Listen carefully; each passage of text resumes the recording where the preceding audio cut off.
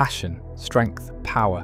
3 words, 20,000 years of history. Millions of lives burned in the fire of an idea. The idea that the Jedi were wrong. Why empty yourself when you can feel everything?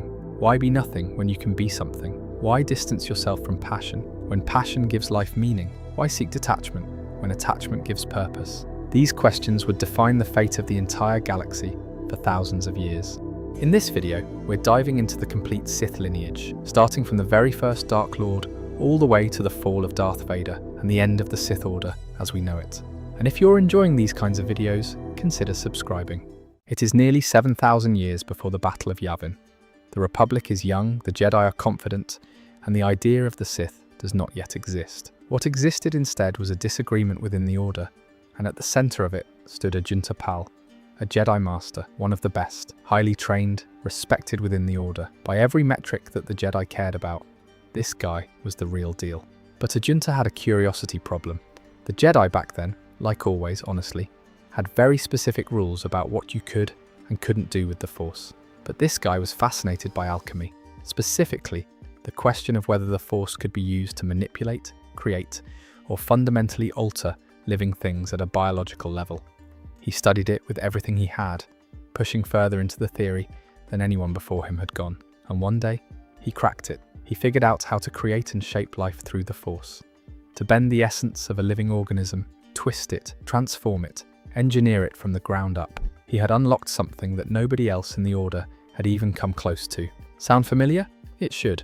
Because when Palpatine sits next to Anakin at the opera in Revenge of the Sith and starts whispering about Darth Plagueis the Wise, about the ability to manipulate midi-chlorians to create life, that whole lineage of knowledge starts right here, thousands of years earlier. The seed was planted in this moment, in a library on Ossus, by a Jedi Master who just wanted to know how far the Force could actually go. So Ajunta goes to the Jedi Council. He presents his discovery. He's excited, probably, because he genuinely believes he's found something that could change everything. And the Council looks at him, looks at what he's created, and says, absolutely not. This is an abomination. This is the dark side. Shut it down, erase the research, and never speak of it again. They just said no, and they barred him and his followers from ever pursuing it further. That rejection curdled into something very ugly.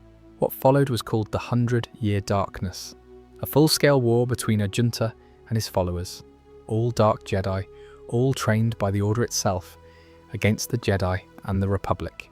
This conflict lasted a century, 100 years of constant fighting, of brother against brother, of masters who once trained students, now trying to destroy each other. It was the first real crack in the galaxy's foundation. And during that war, Ajunta wasn't sitting still philosophically either. His alchemy continued. He and the other Dark Jedi were twisting living things into weapons. Monstrous creatures warped beyond recognition, engineered for war. The same talent the Jedi had called an abomination was now being used to build an army of biological horrors. In the end, the Jedi won. The Order survived, but they made one crucial decision. They didn't kill Ajunta and his followers.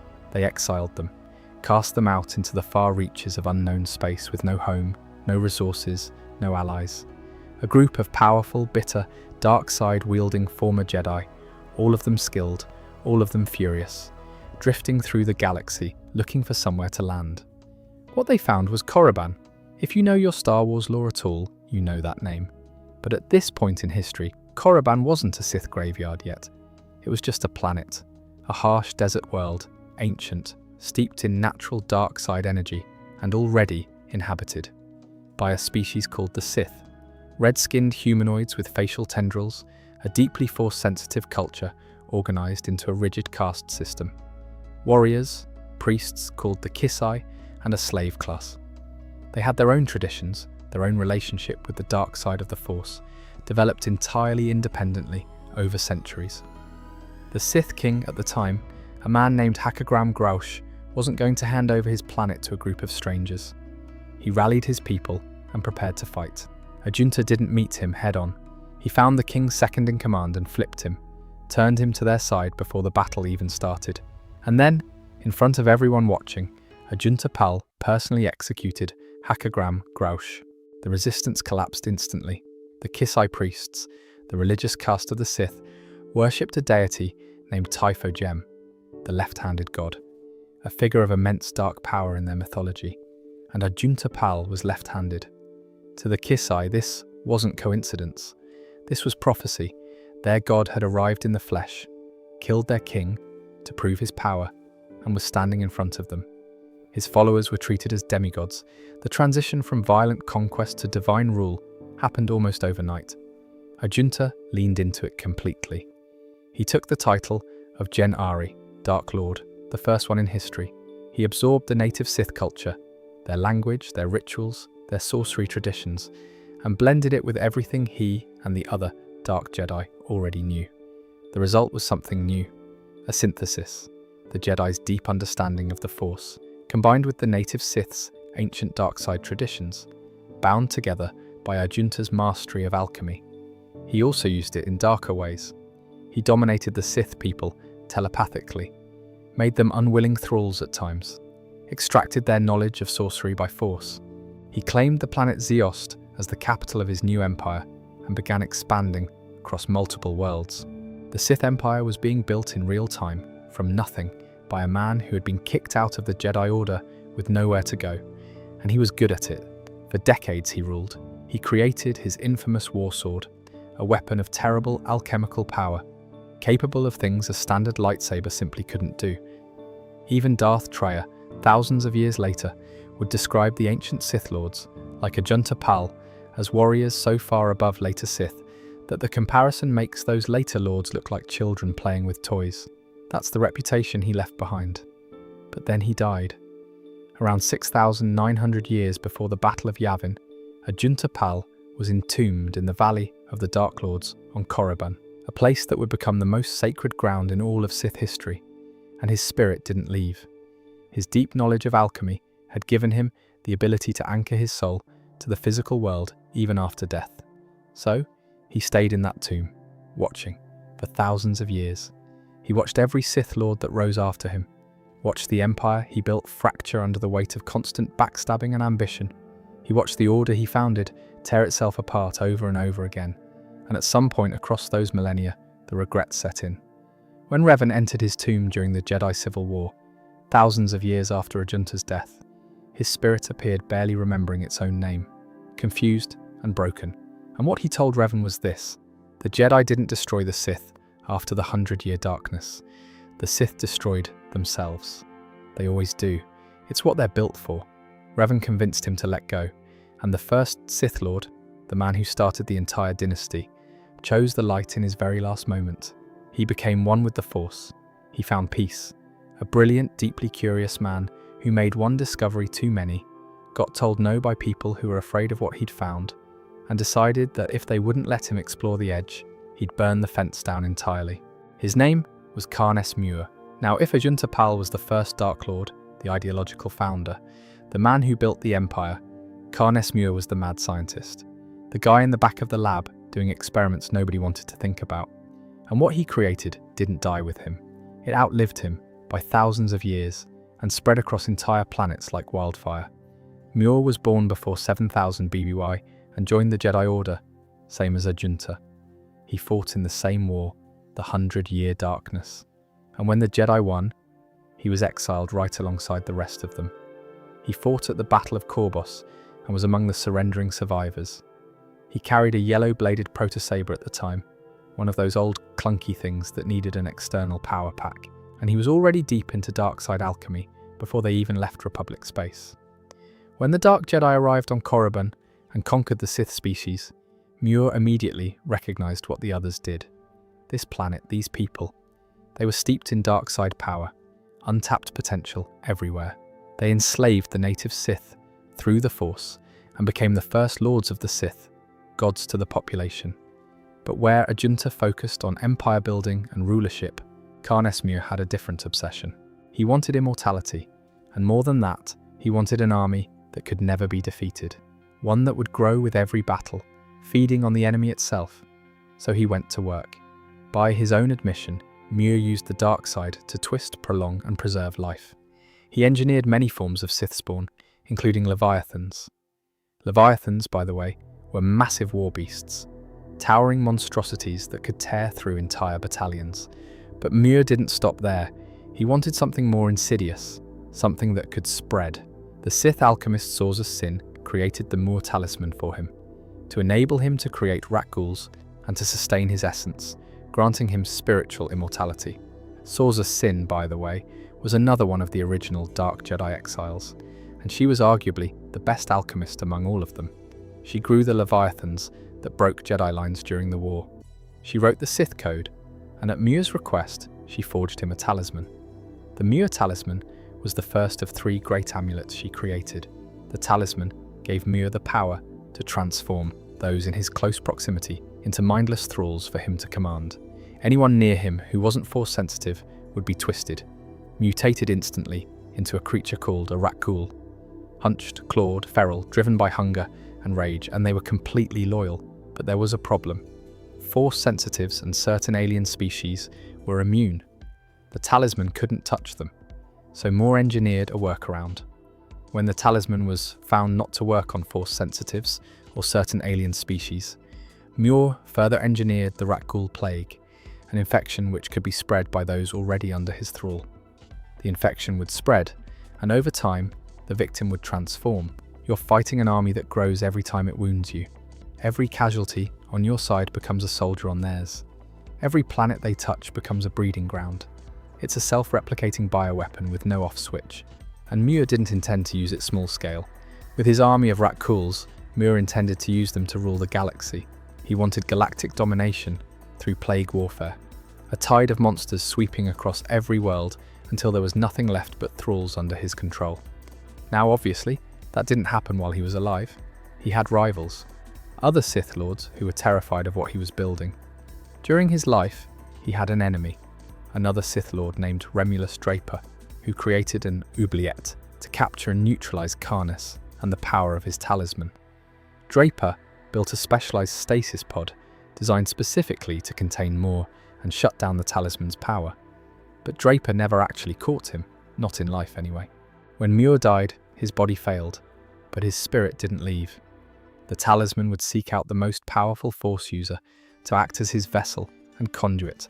The talisman became his phylactery, his anchor, and for thousands of years it stayed hidden, moving from host to host, spreading the Rakghoul plague wherever it went. Marka Ragnos. If Ajunta Pall planted the seed and Karness Muur weaponized it, Marka Ragnos was the one who built the garden and made sure nothing grew out of control. He wasn't the first Dark Lord. He came about 2,000 years after Ajunta, but he might have been the best at actually holding power. And in the Sith Empire, where backstabbing was basically the national sport, that's saying something. Marka Ragnos was born before 5100 BBY, and right off the bat, he was different. He was a half-breed, part human, part Sith species. That genetic mix gave him an edge. The pure Sith bloodline had incredible dark side potential, and the human side brought adaptability and tactical thinking. He had the best of both worlds running through his veins. Around 5100 before the Battle of Yavin, the position of Dark Lord opened up, and naturally, multiple Sith Lords wanted it. The biggest contender was a guy named Sidious, one of the most powerful Sith Lords of the era, a master of Sith magic, absolutely terrifying in his own right. Sidious had trained some of the greatest Sith of the time. He had influence, respect, followers. By all accounts, he was the favourite. Marka Ragnos challenged him anyway. They duelled, and Ragnos beheaded Sidious in front of everyone. Took his head clean off. That should have been the end of it. But Sidious didn't die. He used Sith magic to preserve his severed head inside a crystal sphere. Kept himself alive as a floating, talking head carried around by a servant. Marka Ragnos ruled the Sith Empire with what historians called an iron fist, and his reign became known as the Golden Age of the Sith. The Empire was rich, powerful, consolidated. Ragnos had conquered all the star systems near Korriban and brought them under Sith control. He expanded the infrastructure, the military, the reach of the Empire. Ragnos was a master manipulator. He didn't trust anyone, and he made sure no one could ever get strong enough to challenge him. He pitted his rivals against each other constantly, played them off one another.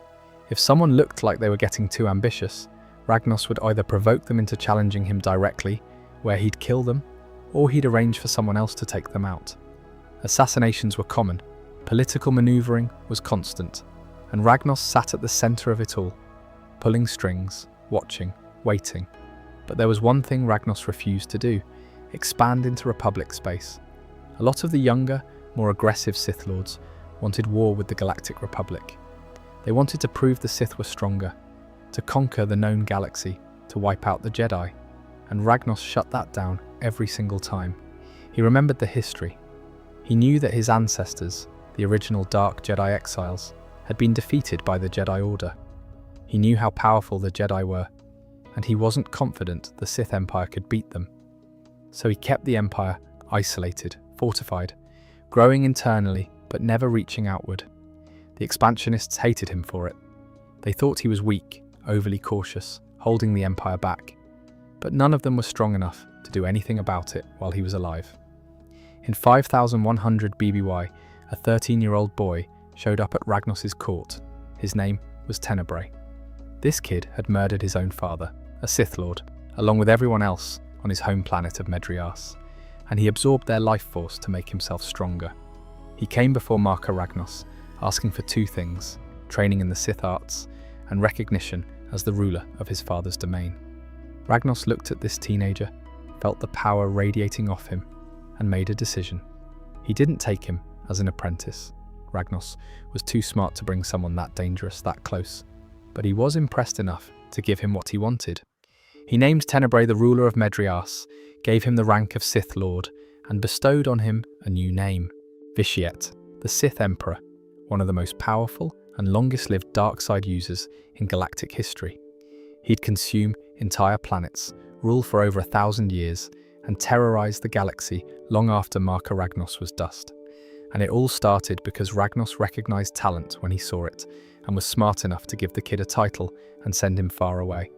Eventually, after more than a century of rule, Marka Ragnos died, around 5000 BBY, natural causes, which is almost unheard of for a Sith Lord. Most of them die in duels, assassinations, coups, betrayals. But Ragnos? He lived a full life, held the throne until the end, and passed away in bed. His death marked the end of the Golden Age. The empire he'd held together through sheer force of will and political genius immediately started tearing itself apart. At his funeral, two Sith Lords stepped forward as the leading candidates to replace him: Naga Sado and Ludo Kresh. Sado was ambitious, aggressive, hungry for expansion. Kresh was conservative, traditional, wanted to keep things the way Ragnos had left them. They hated each other, and right there, at Ragnos' tomb in the Valley of the Dark Lords on Korriban, they ignited their lightsabers and started dueling for the throne. Marka Ragnos' spirit materialized. His Force ghost rose from the tomb, towering over both of them, and spoke. He told them the Jedi still existed, that the Republic was still out there, that if the Sith were going to survive, they needed to be united, not tearing each other apart. He said only the most worthy should succeed him, and then he vanished back into his tomb. That moment froze the duel, but it didn't stop the power struggle. Sado eventually won, became Dark Lord, and immediately launched the Great Hyperspace War against the Republic. The exact war Ragnos had spent a century preventing. And the Sith lost, badly. The Empire collapsed. Everything Ragnos built crumbled within a generation of his death. But Ragnos' influence didn't stop there. 1,000 years later, two Jedi, Exar and Ulic Qel-Droma, accidentally summoned his spirit again through Sith talismans. And Ragnos, sensing an opportunity to restore the Sith, crowned Exar as the new Dark Lord and made Ulic his apprentice. He tried to resurrect the Empire from beyond the grave. It didn't work. Kun and Ulic were eventually defeated, but the fact that Ragnos was still influencing galactic events 1,000 years after his death speaks to how powerful he was. Thousands of years later, during the New Republic era, a Dark Jedi named Tavian Axmis formed a cult called the Disciples of Ragnos. She found an old artifact, the Scepter of Ragnos, and used it to drain Force energy from nexuses all across the galaxy, trying to resurrect him. She almost succeeded. Ragnos' spirit possessed her body and fought a Jedi Knight named Jaden Kor inside his tomb on Korriban. Even as a spirit, he was terrifying, but Kor defeated him, forced his ghost back into the tomb, and sealed him away again. a ruler who held power longer than almost any Sith Lord in history, a tactician who understood that sometimes the smartest move is patience, a manipulator who played the long game and won every time. He built the greatest era the Sith Empire ever saw, and when it fell apart after his death, it proved that he was the only thing holding it together. Freedon Nadd's story starts around 4400 BBY, right in the middle of the ruins of everything Sado left behind. He was a Jedi Padawan, trained at the Great Jedi Library on Ossus, genuinely gifted in the Force, open, curious, deeply sensitive to the Force in a way that even the Masters noticed. By all accounts, he should have risen through the Order without much trouble. Then came the promotion. The Jedi Council reviewed him for advancement to Jedi Knight and passed him over, said he wasn't ready, and Nadd, who was not the kind of person to take that gracefully, reached straight into his anger about it and killed his master. He fled the planet a murderer and a fallen Jedi and set his course deep into the ruins of the old Sith Empire, looking for something the Jedi would never give him: power. What he found on Ashes Ree changed everything. Buried in old Sith ruins, he discovered a holocron belonging to King Adas, one of the ancient rulers of the Sith species, predating even Ajunta Pall. He absorbed everything in it, every technique, every piece of sorcery, every scrap of dark side knowledge he could find. And then he kept going deeper into old Sith space until he landed on Yavin 4, where Naga Sado was waiting. Now remember, Sado had been in a Sith sarcophagus for 600 years at this point, preserved by the same alchemy that had defined his life. Still alive, barely, still holding on to his knowledge and his secrets. He woke up when Nadd arrived and he looked at this young, furious, enormously powerful, fallen Jedi and decided to teach him. Nadd learned everything. Sado's sorcery, his alchemy, all of it transferred across. And then Nadd made a decision that should surprise absolutely nobody who's been paying attention to this lineage. When he felt he'd taken everything Sado had to offer, when there was nothing left to learn, he destroyed Sado's spirit entirely, killed his old master for the second and final time, and declared himself the new Dark Lord of the Sith. That's the tradition. That's always been the tradition. The student kills the teacher the moment the teacher becomes useless. Sado had spent 600 years waiting for someone worthy to pass his knowledge to, and the second he finished, he got erased. He didn't even see it coming. Nadd compiled everything he knew into a holocron of his own, and then went looking for a world to rule. He found Onderon.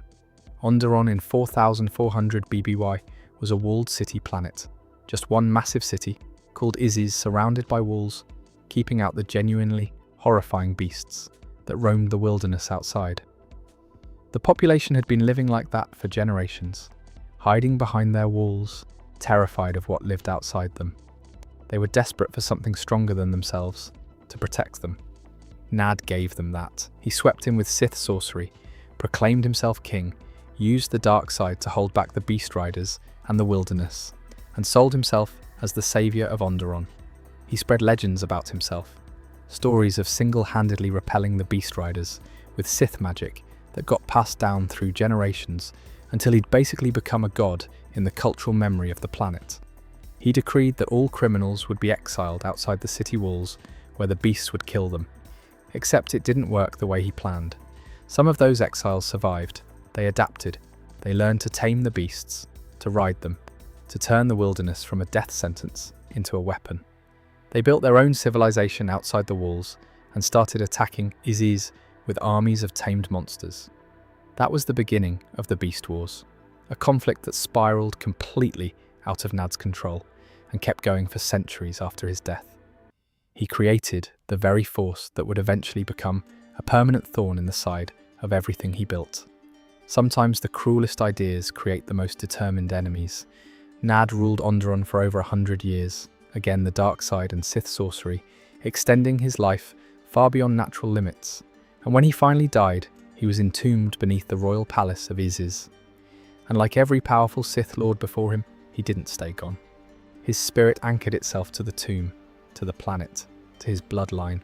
He started teaching his own descendants in secret, the royal family of Onderon, passing down Sith sorcery across generations while the planet stayed steeped in dark side energy.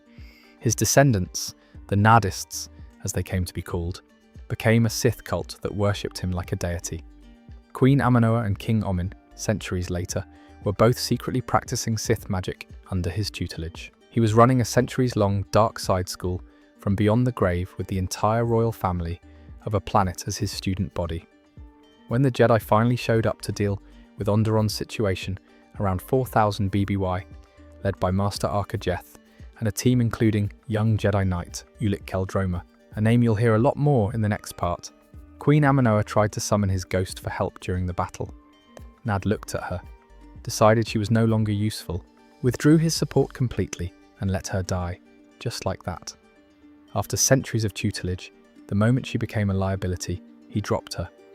After Aminoa's death, his sarcophagus was stolen by the Naddist cult during her funeral procession, and King Omin surfaced, having been hiding his Sith training from everyone, including his own wife, for years. He captured Master Arca Jeth. Things escalated. Eventually, the Republic sent reinforcements, Omin was defeated, and Nadd's spirit was permanently banished from Onderon by Arca Jeth's power. But right before he left, and this is the detail that connects everything forward, two young Tatan nobles named Satel and Alima Keto showed up on Onderon, looking for Sith knowledge, tourists of the dark side basically, and Nadd, in his final moments of influence on the planet, handed them Sith texts, artifacts, and teachings. Those two took that knowledge home and built the Krath, a dark side cult that would eventually pull Ulic Qel-Droma himself into the dark side.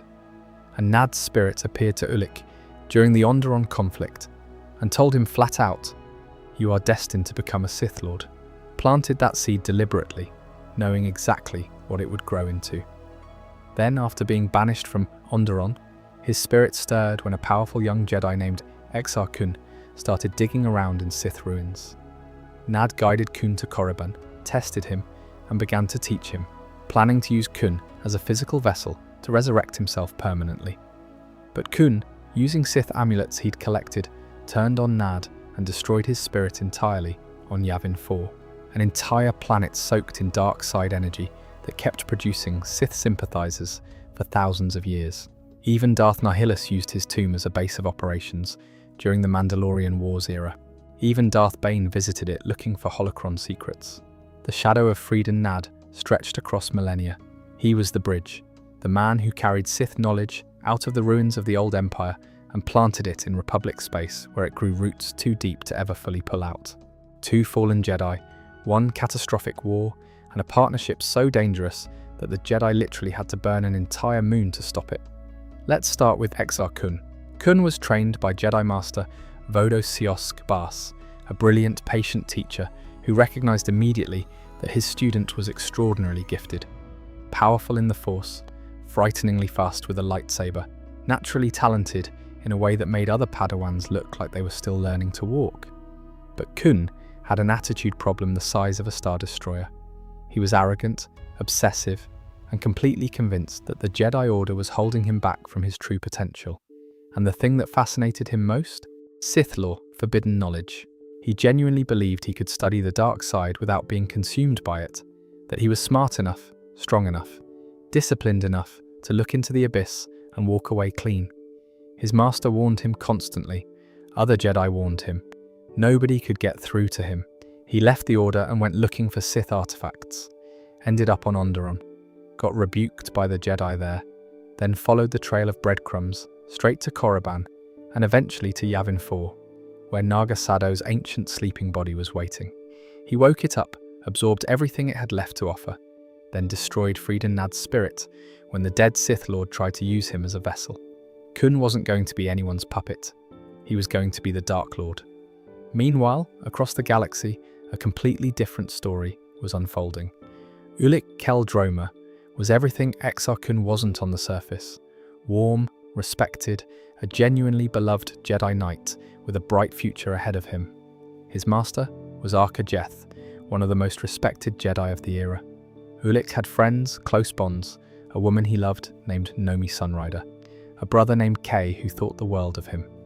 By every measure, this was a man with everything to live for on the light side. Then his master died. Arca Jeth was killed in a Krath attack during a Jedi assembly on Deneba. And Ulic, devastated and furious, made a decision that everyone around him immediately recognized as a terrible idea.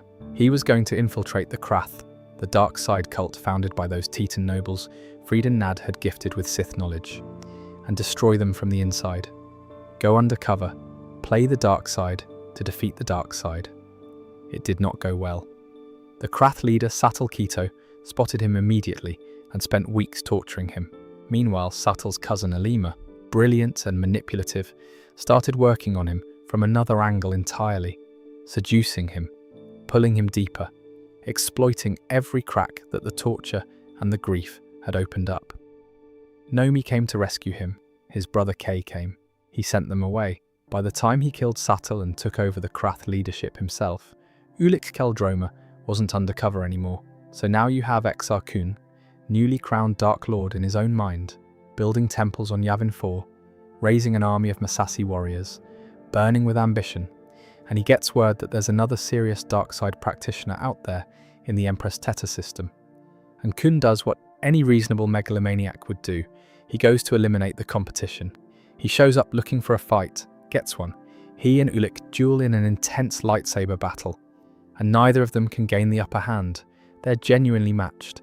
Both of them were wearing ancient Sith amulets, and as they clashed, the combined dark side energy of the two amulets, reacting to each other, summoned the spirit of Marka Ragnos. His ghost materialized right there in the middle of their fight, looked at both of them, and declared them worthy of the Sith heritage.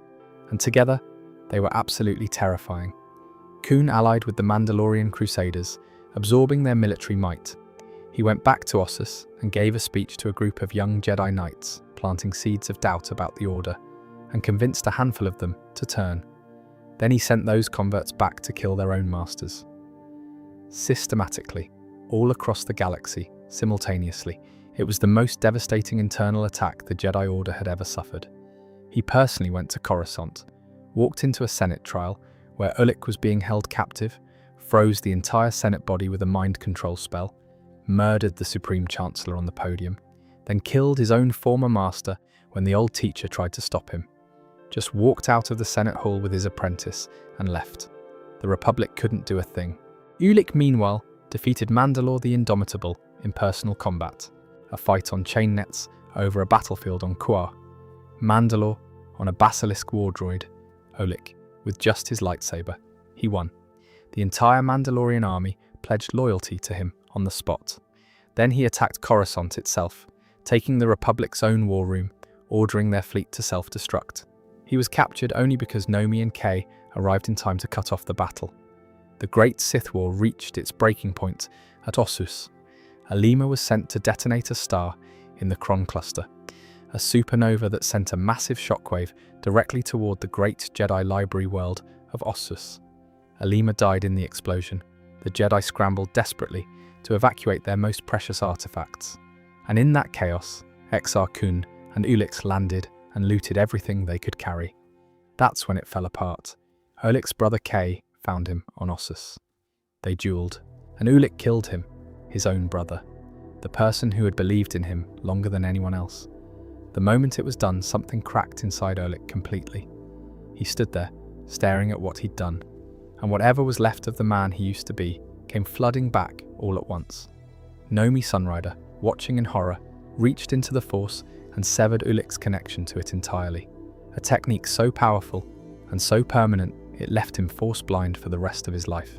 He broke down immediately, and when the Republic came, he told them everything. Gave up Exar Kun's location on Yavin 4. The entire Jedi Order descended on that moon. Hundreds of Jedi united, channeling the Force together in what became known as the Wall of Light, a massive combined Force attack that enveloped Yavin 4 in fire. Exar Kun knew he couldn't survive it, so he performed an ancient Sith ritual he barely understood, sacrificing every single one of his Massassi warriors, draining their life force entirely, to transfer his spirit into the walls of his temple. His body burned, his spirit survived, trapped.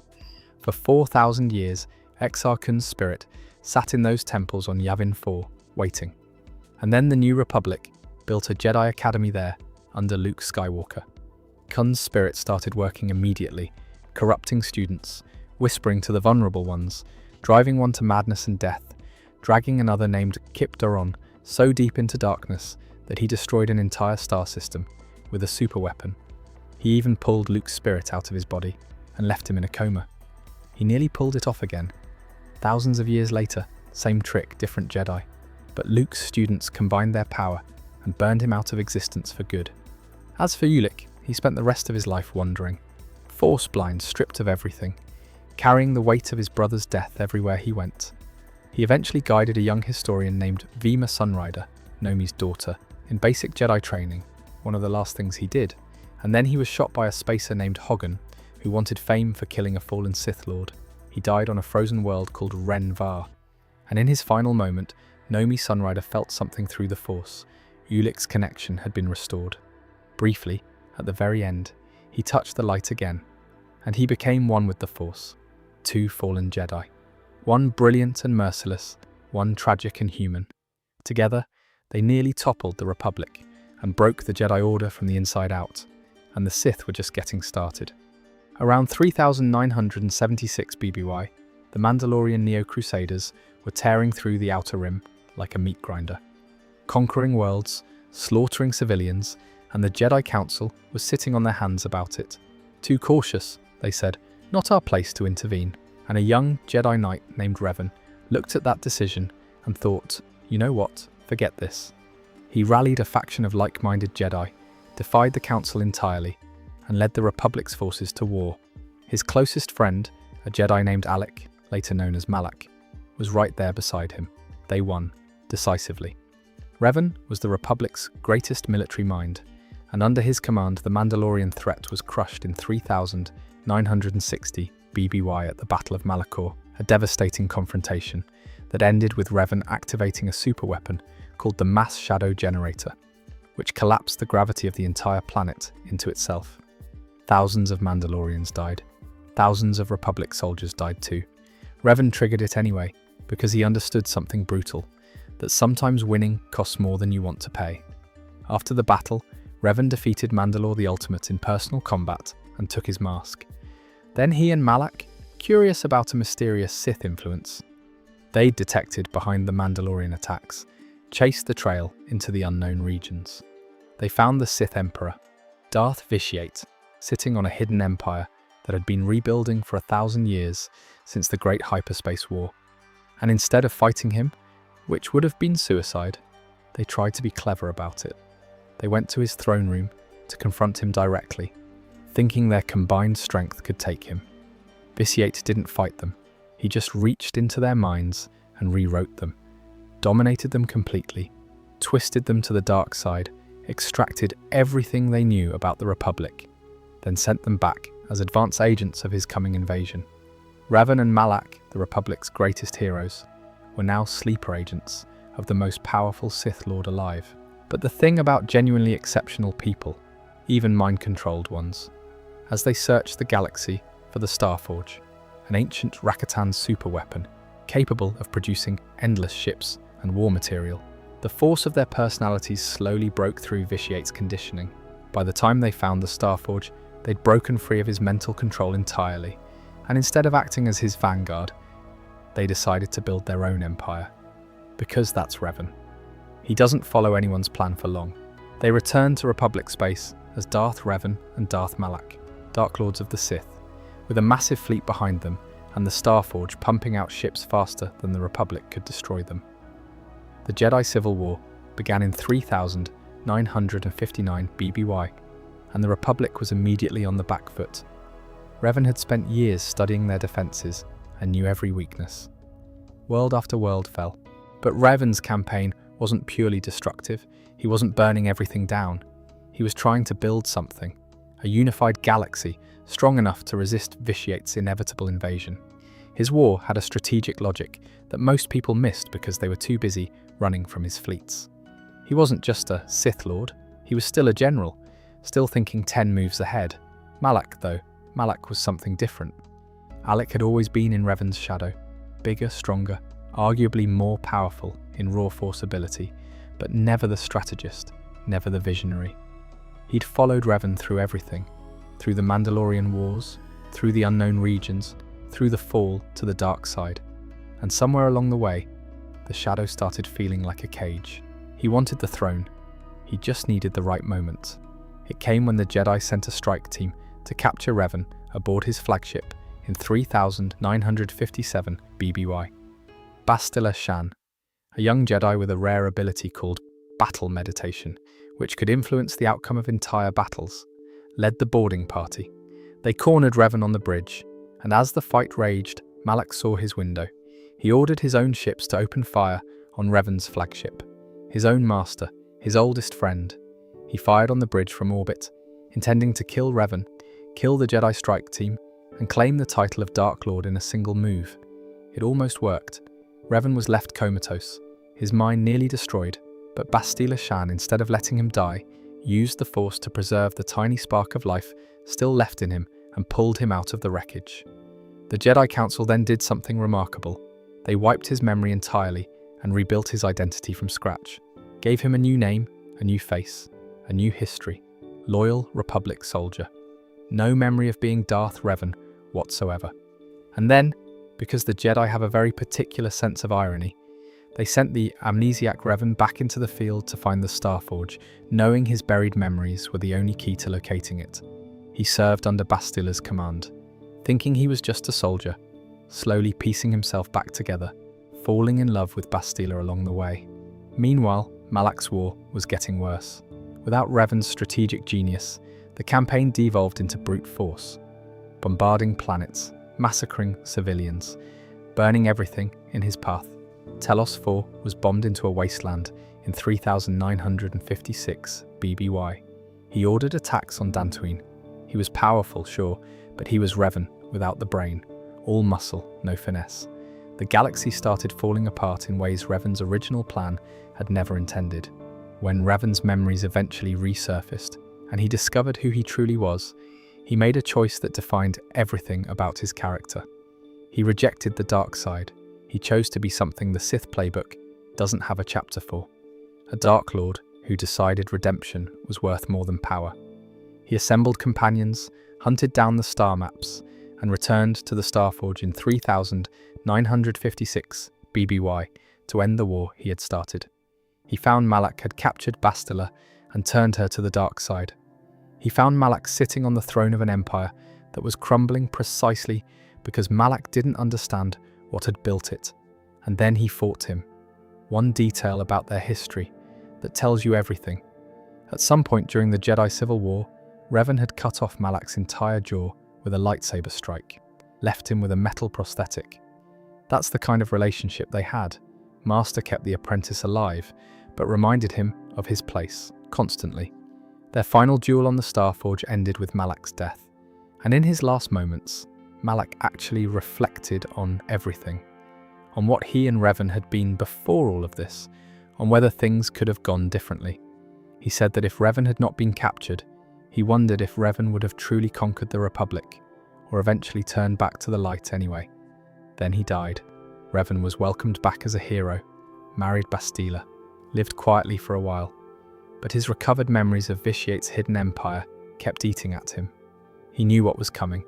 He left everyone behind and went back into the unknown regions alone to find a way to stop it, and was captured by the Sith Emperor, held in stasis for 300 years, using whatever scraps of mental influence he could manage to delay Vitiate's invasion of the Republic. 300 years as a prisoner, still fighting from inside a cage. That's Revan. Everything we've talked about up to this point, Ajunta Pall, Karness Muur, Marka Ragnos, Exar Revan, all of those guys were terrifying in their own right, but they were still operating within some recognizable framework of ambition. They wanted power, they wanted empire, they wanted legacy, human things, Sith things. Darth Vitiate wanted to eat the entire galaxy. He wanted to consume all life in the galaxy. Every person, every animal, every plant, every living thing touched by the Force, to fuel a ritual that would make him an immortal god. That was the plan. That was always the plan. Everything else, the empire, the wars, the politics, was just infrastructure for the apocalypse. And he almost pulled it off. His story starts in 5113 BBY on a planet called Medrias during the reign of Marka Ragnos. He was born Tenebrous, the illegitimate son of a minor Sith Lord named Dramath. And right from birth, something was deeply wrong with him. By age 10, he was already torturing and massacring thousands of people across his home planet. Out of curiosity, he wanted to see what happened. When his father Dramath finally showed up to confront him about the massacres, Tenebrous didn't even blink, stripped him of his power on the spot, then imprisoned his spirit inside a vessel for millennia of conscious, aware torment. His father's ghost sat trapped and screaming inside a container for thousands of years. That was age 10. He walked up to Marka Ragnos, who he already established was the most powerful and politically shrewd Sith Lord of his era, and presented himself. Showed what he could do, and Ragnos, who we know recognized talent when he saw it, named him Lord Vitiate, ruler of Medrias, and got him as far away from Korriban as possible. The kid was clearly more dangerous than anyone he'd ever seen. While Ragnos ruled the Golden Age and Naga Sadow threw it all away in the Great Hyperspace War, Vitiate was just waiting, watching, planning. Then in 4999 BBY, 1 year after Sadow's catastrophic defeat, with the Sith Empire shattered and its lords scattered and desperate, Vitiate made his move. He summoned every surviving Sith Lord to his homeworld, told them he had a plan to save the Sith, to rebuild, to take revenge on the Republic. They came, over 8,000 of them, the last of the old Empire's power, gathered in one place. He dominated every single one of their minds simultaneously, crushed their resistance, turned them into slaves to his will, and then he used them as fuel. The ritual he performed was the most complex act of Sith sorcery ever attempted in galactic history. Calling on the dark side, he consumed them. All 8,000 Sith Lords absorbed their life force entirely and drew it into himself. But the ritual didn't stop at the Sith Lords. It spread across the entire planet. Every man, woman and child on Medrias died that day. Every beast, every bird, every fish, every insect, every plant, every living thing touched by the Force was consumed. When it was over, Medrias wasn't a planet anymore. It was a husk, a dead rock floating in space, stripped of all life and stripped of the Force itself. A void where the Force simply ceased to exist. He renamed it Nathema, blamed the Jedi for what happened, and the Sith who found out the truth later, his own Dark Council, were so horrified they tried to destroy him. Even the Sith, who had no moral line they wouldn't cross, looked at what he'd done and called it an abomination. Vitiate emerged from that ritual as something that had never existed before. Not quite mortal, not quite a Force ghost, something in between. Immortal, the most powerful dark side entity alive. And now he had a plan. He led the Sith survivors to a hidden world called Qel-Droma, established a new Sith Empire in total secrecy, and spent the next 1,000 years rebuilding while the Republic had absolutely no idea he existed. 1,000 years. Think about what that means. Every generation of Republic politicians, every Jedi Council, every war and peace treaty and political shift, all of it happened while this being sat on Qel-Droma in the dark, growing stronger, building his empire and waiting. But ruling a Sith Empire gets boring when you've already decided Sith ideology is beneath you. So, Vitiate quietly diverted resources to a backwater planet in wild space called Zakul. He discovered an ancient droid armada there called the Eternal Fleet. Technology so advanced, it dwarfed anything the Republic or the Sith Empire had. He built an entirely separate civilization, renamed himself Valkorion, presented himself to the superstitious locals as the immortal emperor, their prophesied god king. He even had 3 children, started a family, genuinely seemed to care about Zakul in a way he never cared about the Sith. He was running 2 empires simultaneously, under 2 different identities while planning a galaxy-wide apocalypse. At this point you have to respect the multitasking, even if everything else about him is horrifying. His plan for the endgame was this: engineer a massive war between his Sith Empire and the Republic. Let them bleed each other dry for years, generating an ocean of death and suffering. Then use all that accumulated carnage to fuel a second ritual, this one on a galactic scale, that would consume every living thing in existence and make him a true god. The Sith Empire, the Republic, the Jedi, the Mandalorians, all of it was just kindling for his bonfire. He even orchestrated the Mandalorian Wars specifically as a warm-up act, sending the Mandalorians to weaken the Republic's outer territories before the real invasion. And that's how Revan and Malak got pulled into his orbit in the first place. They followed the Mandalorian trail back to him, walked into his throne room, thinking they could take him, and he rewrote their minds like they were rough drafts. Revan's mental resistance delayed his timeline by 3 centuries, which is staggering when you think about it. One man from inside a prison cell managed to slow down a being who had been planning this for 1,000 years. Eventually, a Jedi Knight known as the Hero of Tython fought Vitiate directly on Dromund Kaas in 3637 BBY and destroyed his host body. But Vitiate just moved, transferred his consciousness to a new voice, resurfaced on Ziost, and consumed the entire population of that planet too, just to replenish his strength after the fight, because he needed a snack. His Zakul identity as Valkorian eventually took over as his primary focus. His children, Arkan, Thexan and Vaylin, became central to that Empire's story. He killed his own daughter Vaylin to consume her soul and power when it suited him, manipulated his son Arkan, treated his own family as resources, the same way he treated everyone else. His final death came when the Outlander, a powerful warrior bonded with his spirit, finally expelled and destroyed him for good, with help from both Jedi and Sith united against him.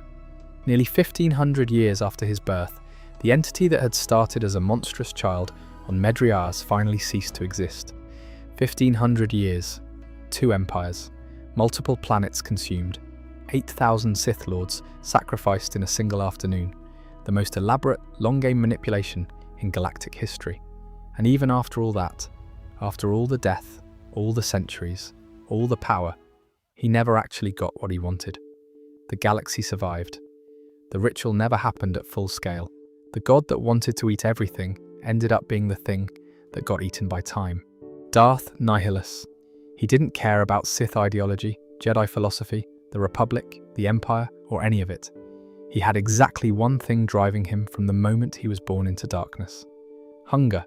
His story begins, like so many stories in this era, on Malachor 5, the same planet where Revan triggered the mass shadow generator at the end of the Mandalorian Wars in 3960 BBY.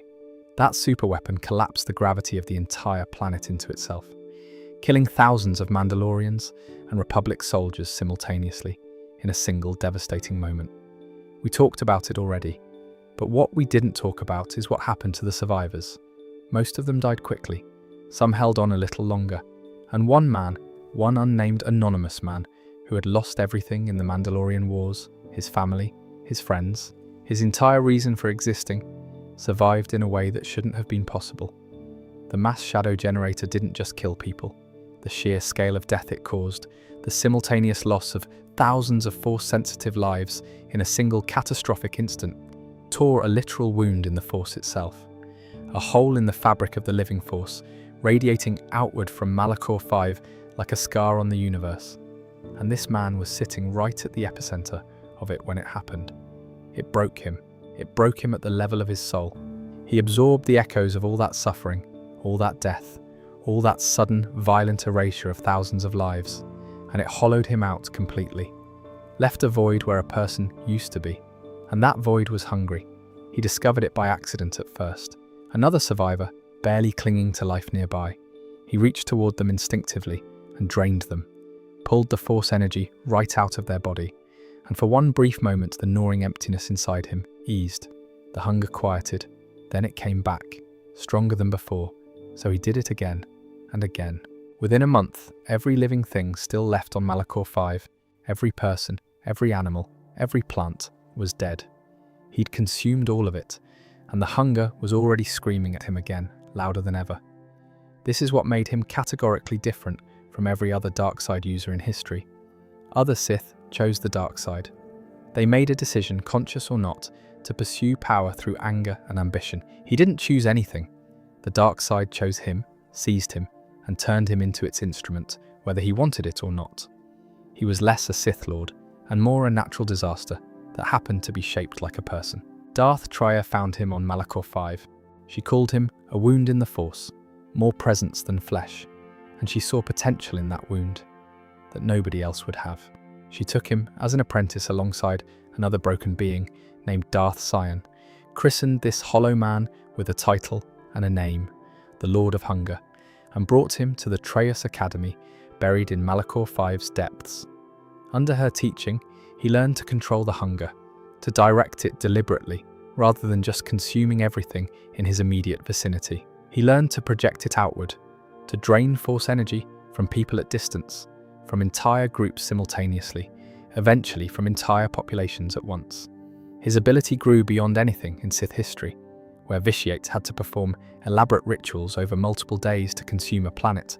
The Lord of Hunger could do it from orbit with a thought. Qatar 3952 BBY, a planet that had become a gathering point for the surviving Jedi after the Jedi Civil War, Masters, Knights, Padawans, all of them meeting in secret to figure out what to do next. Roughly 50 Jedi, the last meaningful concentration of the Order in one place. He brought his flagship into orbit, opened himself to the Force, and consumed the planet. Every single life on Qatar died in that moment. Every Jedi, every civilian, thousands of people just gone, their life force pulled from their bodies and absorbed into his endless void. The only survivor was a Miraluka woman named Visas Ma, who endured somehow. He took her as his apprentice, which is a generous way of describing what was essentially a hostage situation. She served him because his presence had so thoroughly overwhelmed her force senses that she could barely perceive the rest of the galaxy anymore. He was all she could see. Meanwhile, Troya had started to understand what she'd actually created. He wasn't following Sith ideology. He wasn't building toward anything. He was a black hole in the shape of a person, and black holes don't have agendas.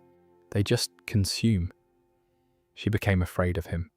Genuinely, deeply afraid that he would eventually consume everything, including the Sith themselves. Before she could act on that fear, he and Sion moved against her together. Sion physically battered her while he drained her force energy, the same technique he'd used on a planetary scale, turned on his own master. They severed her connection to the Force entirely and sent her into exile. He was now effectively the head of the Sith Triumvirate, and his body was paying the price for everything he'd done. The dark side had been consuming him from the inside out for years.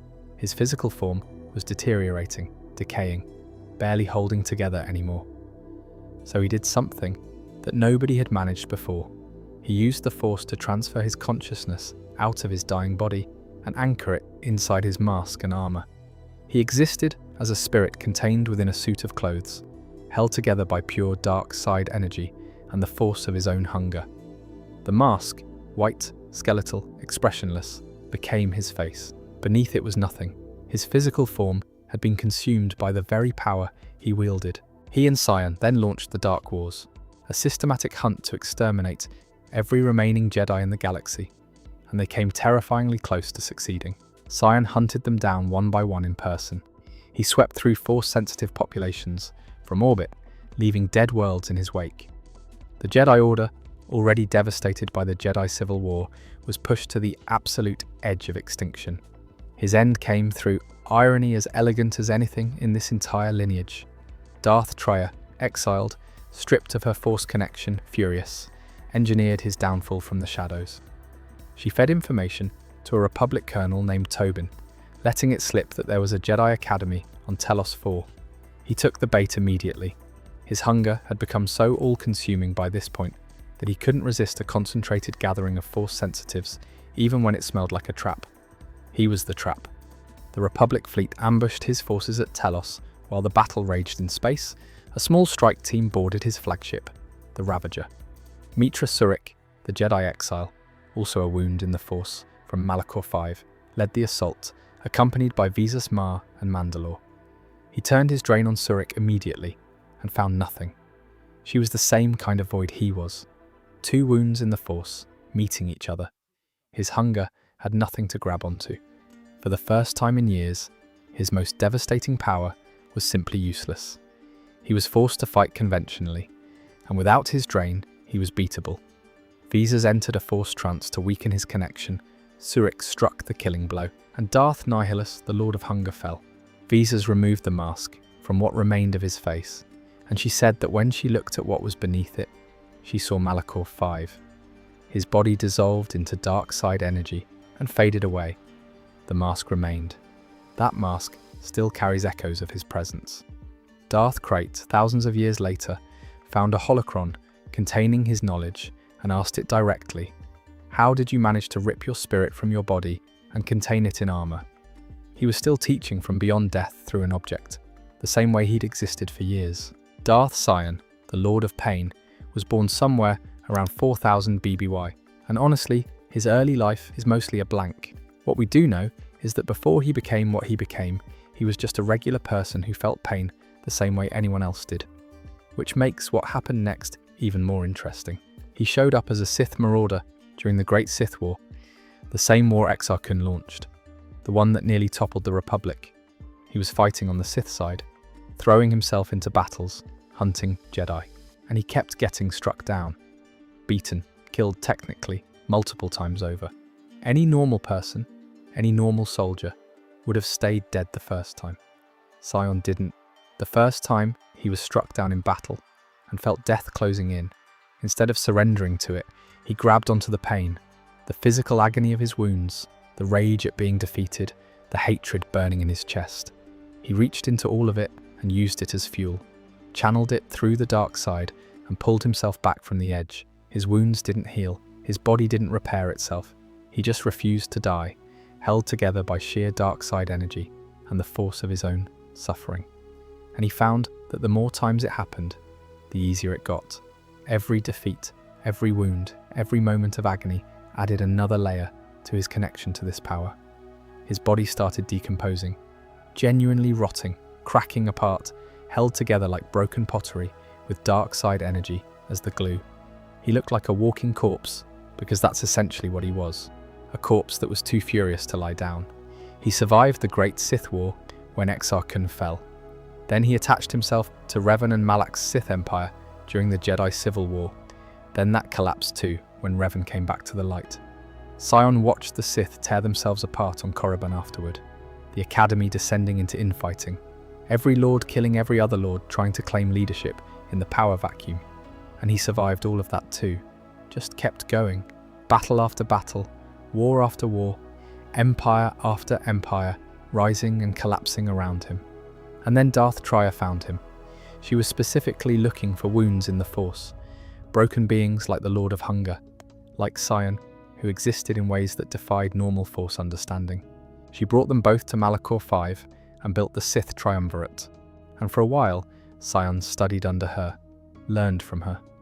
But Trier's teachings were deeply philosophical, abstract, layered, more about understanding the nature of the Force than about raw power. And Sion, a man whose entire existence was built on rage and suffering, found her words echoing uncomfortably in his skull in ways he didn't like. He grew tired of it. He and the Lord of Hunger moved against her together. And just like that, the student had eaten the teacher. With the Triumvirate now effectively his and the Lord of Hunger's operation, Sion took on a specific role in the First Jedi Purge, where the Lord of Hunger swept through Force-sensitive populations from orbit. Sion did it the old-fashioned way. He took his Sith assassins, specially trained killers equipped with stealth generators that made them practically invisible, and hunted Jedi one by one. Planet by planet, temple by temple, he tortured them before killing them, mutilated them, left their bodies as warnings. He was methodical, in a way that was somehow more disturbing than the Lord of Hunger's approach.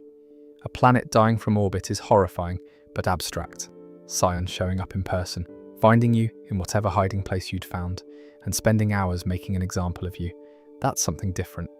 The surviving Jedi were terrified of him, in a very specific, very personal way. Sion became obsessed with hunting Mitra Surik that we spoke about earlier, partly because she was a Jedi, and killing Jedi was his entire purpose, but partly because something about her got under his skin in a way nothing had in years.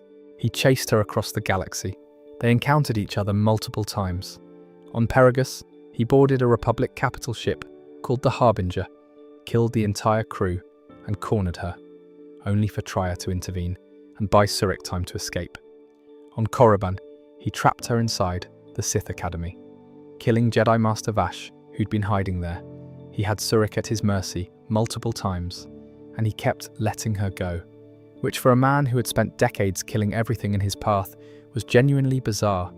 The truth was that somewhere in the decay and the rage and the centuries of pain, something human had stirred. He was drawn to her, found her strength, the way she carried her own wounds without letting them destroy her, something he'd never encountered before. He hated himself for feeling it, called it weakness, called her weak for making him feel it, but he couldn't kill her. Their final confrontation came in the Traeus Core on Malachor 5 in 3951 BBY. Surik fought him, struck him down. Over and over, every time she landed what should have been a killing blow, he clawed back to his feet through pain and hatred. She couldn't win by fighting him. That's not how his power worked. The more she hurt him, the more fuel she was giving him. So she stopped fighting and started talking. She made him see what his immortality actually was, an addiction to suffering. A man so afraid of letting go, of releasing his pain, his hatred, his grip on existence, that he'd chosen an eternity of agony over a moment of peace. She showed him that the thing keeping him alive was the same thing destroying him, that he wasn't surviving. He was just dying very, very slowly, and calling it living. And Darth Sion, the man who had survived the Great Sith War, the Jedi Civil War, decades of purges and battles and empires collapsing around him, chose to die. He let go, released the hatred, released the pain, and in that single moment of surrender, the dark side energy holding his broken body together simply dissolved. He finally died, quietly, on the floor of the Traeus Core. The man who was too angry to die turned out to just need someone to remind him that he was allowed to stop. So every Sith Lord we've covered so far had one thing in common: they wanted power. Different flavors of it, different scales, different methods, but power was always the point. The throne, the empire, the immortality, the conquest. That's the Sith playbook from page 1. Darth Triad didn't want power. She wanted to kill the Force itself, not weaken it, not control it, destroy it completely and permanently, erase it from existence so that no living being would ever be enslaved to its will again. That was the end game, and the more you sit with it, the more you realize it's either the most insane plan in this entire lineage, or the most philosophically coherent one. Her name before all of this was Kreia, a Jedi historian and philosopher, one of the most respected teachers in the Order around 4000 BBY, famous for the quality of her mind and the depth of her understanding of the Force. She studied it the way a scholar studies an ancient text, looking not for power, but for truth. And her most famous student was Revan. She shaped his early relationship with the Force, taught him to question, to think beyond the obvious, to challenge assumptions. And when Revan defied the Jedi Council and went to war against the Mandalorians, the Council looked directly at Kreia and said, "Your teachings did this. You planted those seeds of rebellion. You are responsible." They exiled her. She hadn't gone to war. She hadn't defied them directly. She taught a student to think independently. And when that student made a choice she couldn't control, they punished her for it. She had given everything to the Order, dedicated her life to understanding the Force, trained generations of Jedi, and they cast her out the moment one of her students became inconvenient. So she went looking for Revan, followed his trail across the galaxy until it led her to Malachor 5. And buried deep inside that shattered planet was the Traeus Academy, Revan's old stronghold, filled with ancient Sith texts and teachings that nobody had touched in years. She started reading, and she understood Revan's choices immediately, which was precisely the problem. She understood them too well. The darkness on Malachor 5 was overwhelming, a place so saturated with pain and death and dark side energy that even the most disciplined Force user would feel it pressing in from every direction. Kreia, already wounded and furious, opened herself to it fully. She fell, took the name Darth Triad, Lord of Betrayal, and started rebuilding. But she wasn't doing it for herself. She philosophically believed that the Force was the enemy. Not the dark side specifically. The entire Force, light and dark both. She saw it as a cosmic manipulator, a god that moved living beings around like pieces on a board, creating conflict in pursuit of its own mysterious balance, grinding people's lives into dust so the universe could tick along properly. She had a point that's hard to argue with though. Look at the pattern. Every time the Jedi suppress the dark side explodes back stronger. Every time a Sith rises and builds an empire, the Jedi eventually destroy it. Balance is restored, and then it breaks again, and restores again. The same war, different faces every 1,000 years. She asked a question nobody wanted to answer. What if the Force needs this conflict? What if it's not a bug but a feature? What if the endless cycle of Jedi versus Sith isn't a tragedy the Force is trying to prevent, but a mechanism it's deliberately maintaining? And if that's true, if the Force is essentially feeding on the suffering it generates, then the only way to truly free the galaxy is to destroy it. After her exile from the Sith Triumvirate, stripped of her Force connection, left for dead, she was found by Mitra Surik on a mining station, barely alive, barely conscious, but her mind was still perfectly intact, and she immediately saw in Surik exactly what she needed. Surik was a wound in the Force, disconnected, severed, but alive, and the nature of that wound, Trier theorized, could be used as a weapon. A Force-deaf person moving through the galaxy wouldn't carry Force energy outward the way a normal Force user did. They'd carry a kind of silence, an echo of disconnection. And if that echo were powerful enough, if Surik became strong enough, moved through enough Force-sensitive populations, it could create ripples, fractures. Eventually, if the wound deepened enough, it could spread that disconnection outward like a shockwave. Not death, something Trier considered worse, the Force going quiet, every living being losing their connection to it simultaneously. No more Jedi, no more Sith, no more cosmic manipulation. She never told Surik the plan directly. That wasn't her style. She taught through layers, through manipulation, through questions that led the student to conclusions, without ever stating them outright. She was simultaneously Surik's most valuable ally, and the person engineering her path toward an apocalypse. Her final move was brutal in its elegance. She gathered all the surviving Jedi Masters together, the last handful left alive after the Purge, on Dantooine, and then she walked in, revealed herself, and stripped them all of the Force simultaneously, killed them instantly. Because Jedi Masters, who had spent their entire lives connected to the Force, were so deeply dependent on it that removing it didn't just weaken them, it killed them. They couldn't exist without it. She said it herself. Take the greatest Jedi Knight, strip away the Force, and what remains? Her point was that they had built their entire identity on dependency, that the Jedi were not enlightened beings. They were addicts who had confused their addiction for spirituality. On Malachor 5 for the final confrontation, she wielded 3 purple lightsabers simultaneously, attacking from 3 angles at once while she stood perfectly still at the center. Even stripped down and exiled and betrayed twice over, she fought like someone who had nothing left to lose and found that weirdly liberating. Surik defeated her, and in those final moments, something cracked open in Kreia that she'd spent years burying under philosophy and manipulation and grand schemes. She admitted quietly that she had loved Surik, that she'd never wanted a weapon. She'd wanted a student who could surpass her, who could prove that a person could exist without the Force defining them, could make real choices, independent ones, and be genuinely free. She died on Malachor 5, the same planet that had made her. Before she went, she offered something no Sith Lord in this entire lineage ever offered: prophecy. She described the futures she could see, Revan's fate, the coming of the true Sith, the distant shadow of the Empire, the rise of a Skywalker.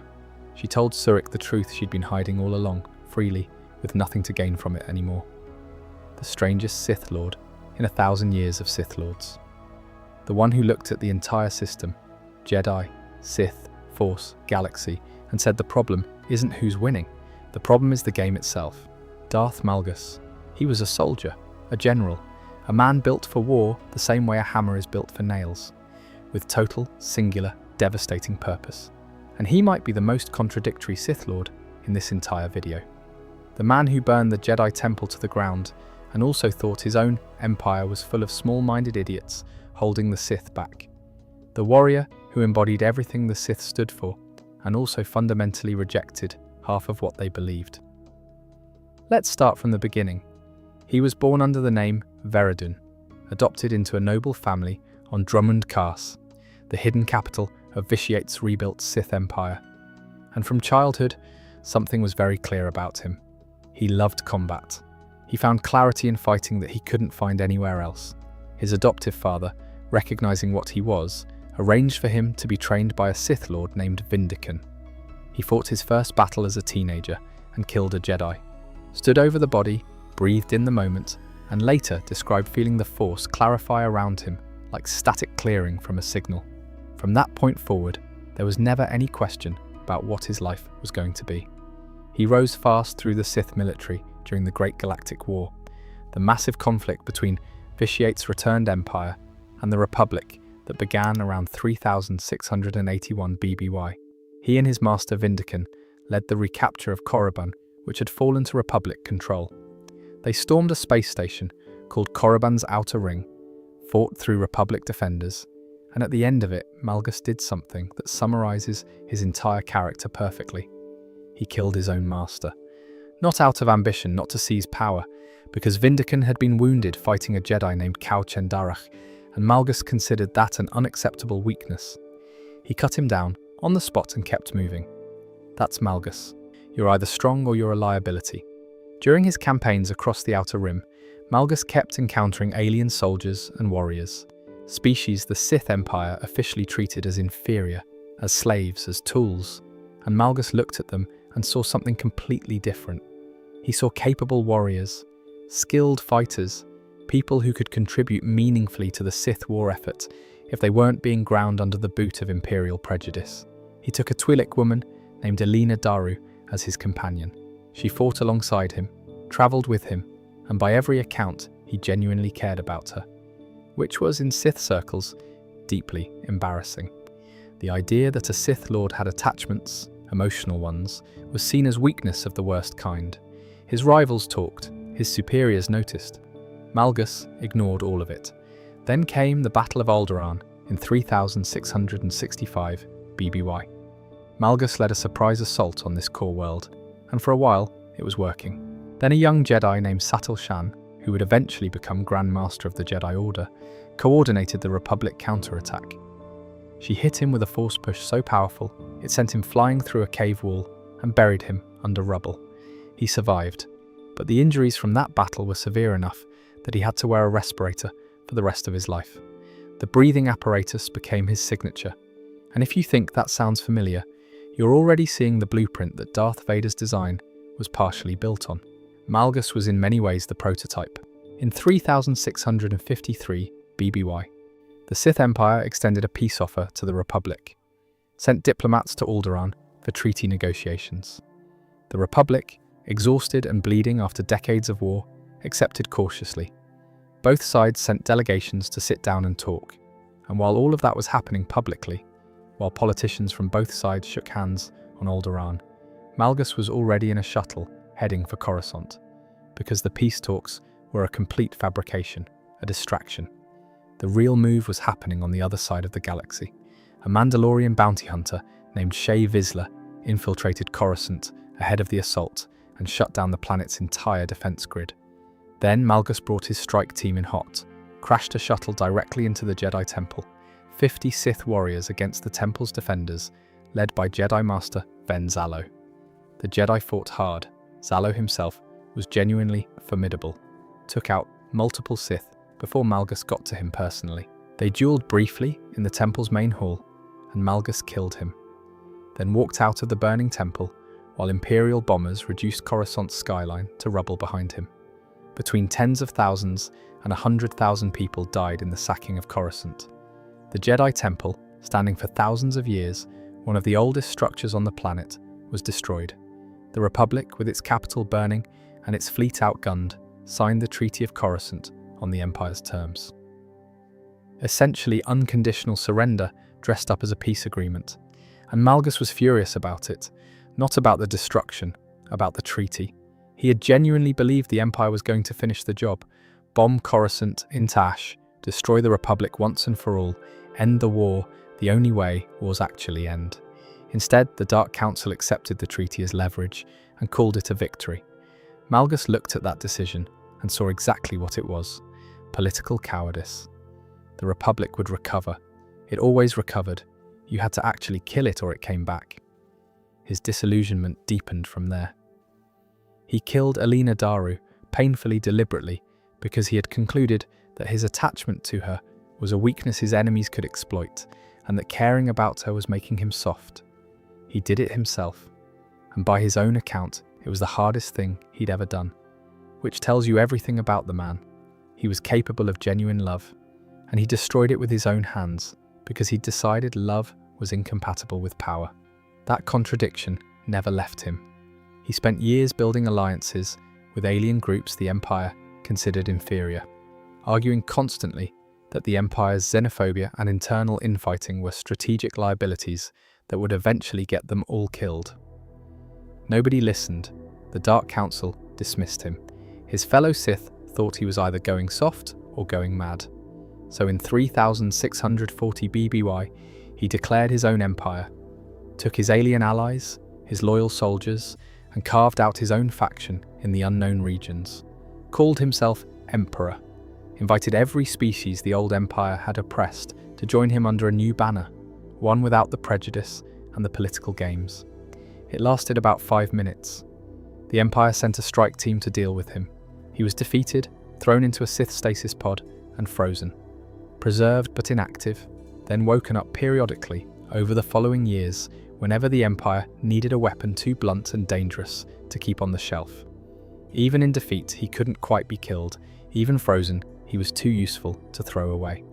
Darth Malgus was the Sith Empire's greatest warrior and its most honest critic. He saw its fatal flaws more clearly than anyone on the Dark Council. He was right about almost everything that eventually caused its downfall, and they never listened to him once. The best soldier in the room, the last person anyone wanted to hear from. The Treaty of Coruscant divided the galaxy, but it did not solve the deeper problem within the Sith. Power was still shared among many. Ambition still outpaced unity, and as centuries passed, the Sith Order continued to fracture under its own weight. Empires rose, councils fell, wars, truces, more wars, and somewhere in all that grinding conflict, the Sith fractured again into a massive sprawling organization called the Brotherhood of Darkness. Hundreds of Sith Lords, all claiming titles, all jockeying for position, all stabbing each other in the back, while simultaneously trying to fight the Jedi. It was a mess, a loud, chaotic, self-destructive mess, and a man named Dessel looked at it and thought, this is embarrassing. Dessel was born on a mining planet called Apatros, around 1026 BBY. His childhood was brutal, a violent drunk of a father, and a Force connection so strong it kept expressing itself through rage and survival instinct. He became a miner like his father, hated every second of it, got into fights constantly, won them constantly, and eventually killed a Republic ensign in a brawl and had to flee to avoid execution. He joined the Sith army out of desperation, but once he was in, his Force abilities made themselves impossible to ignore. He was discovered, shipped to the Sith Academy on Korriban, and renamed Bane. At Korriban, he was exceptional. Top of every class, terrifyingly powerful in combat, completely relentless. But what really set him apart wasn't his lightsaber, it was his mind. He started reading old Sith texts, ancient philosophies, the writings of long-dead lords who had approached the dark side with precision and purpose. And the more he read, the more disgusted he became with everything around him. Because the Brotherhood of Darkness was a joke. Its leader, Lord Khan, had decided that all Sith Lords were equal. He called it democratic. Bane called it suicide. He'd read Revan's holocron. He'd studied the ancient lords. He understood something Khan and the Brotherhood completely missed. The dark side feeds on ambition, on hunger, on the desperate need to be stronger than everyone else. The moment you remove that pressure, the moment you tell Sith Lords they don't need to compete anymore, you kill the engine. You get fat, comfortable, mediocre Sith who are all collectively weaker than one genuinely hungry one. He told Khan this directly. Khan responded by trying to have him killed.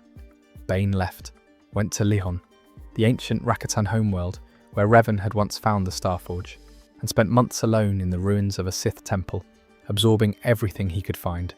He came back transformed, harder, darker, more powerful, absolutely certain of what needed to happen. The Brotherhood needed to die, so he engineered it, secretly fed information to the Republic, ensuring that the critical Battle of Ruusan, where the Brotherhood was making its final stand against the Jedi's army of light, would be evenly matched instead of a Sith victory. Then he manipulated Karn into using an ancient weapon called a thought bomb. Karn, desperate and outmaneuvered, agreed. He gathered every Sith Lord in the Brotherhood into a cave on Ruusan and detonated it. The thought bomb was a ritual that released all their dark side energy simultaneously in a single catastrophic explosion. It killed every Jedi and every Sith on the planet, instantly. Hundreds of Force users gone in a moment. Their spirits were trapped in the explosion, conscious, aware, imprisoned in a slowly dissolving orb of dark energy for eternity. Every single member of the Brotherhood of Darkness, dead, by their own leader's hand, because Bane told him to. He walked off Ruusan, the last Sith in the galaxy, and right there, standing on a battlefield full of bodies, he declared the rule of two. Two Sith, always two, a master to embody the power, an apprentice to crave it. The apprentice would train under the master, absorb everything they knew, and then kill them and take an apprentice of their own. Every generation, the Sith would become stronger than the last. No dilution of power across hundreds of mediocre lords. All of it concentrated, refined, distilled into two people at a time. The absolute best the dark side could produce. He found his first apprentice almost immediately.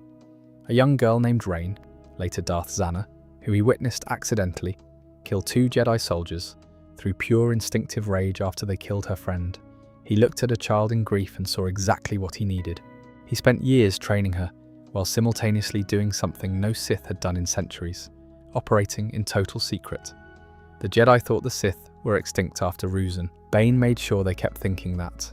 He called it the Grand Plan, the slow infiltration and manipulation of the Republic from within, corrupting its institutions, weakening the Jedi's influence, positioning a Sith Lord at the center of galactic power, until the moment was right for a final strike that would wipe out the Jedi completely and replace the Republic with Sith rule, through patience, through 1,000 years of invisible manipulation. He also went back to Freedon Nadd's tomb, looking for ancient Sith knowledge, found holocrons with techniques he hadn't encountered before. One of them, essence transfer, the ability to move your consciousness into another body, he pursued obsessively toward the end of his life, because he'd started to worry that Zana was never going to challenge him. The rule of two required the apprentice to kill the master when they were strong enough. That was the whole point. It guaranteed the Sith kept evolving. But Bane began to suspect Zana was comfortable being the apprentice, that she didn't want the throne badly enough. He grew impatient, started looking for a replacement apprentice, an Iktochi assassin called the Huntress, who he thought showed more hunger. That move finally lit a fire under Zana. She challenged him.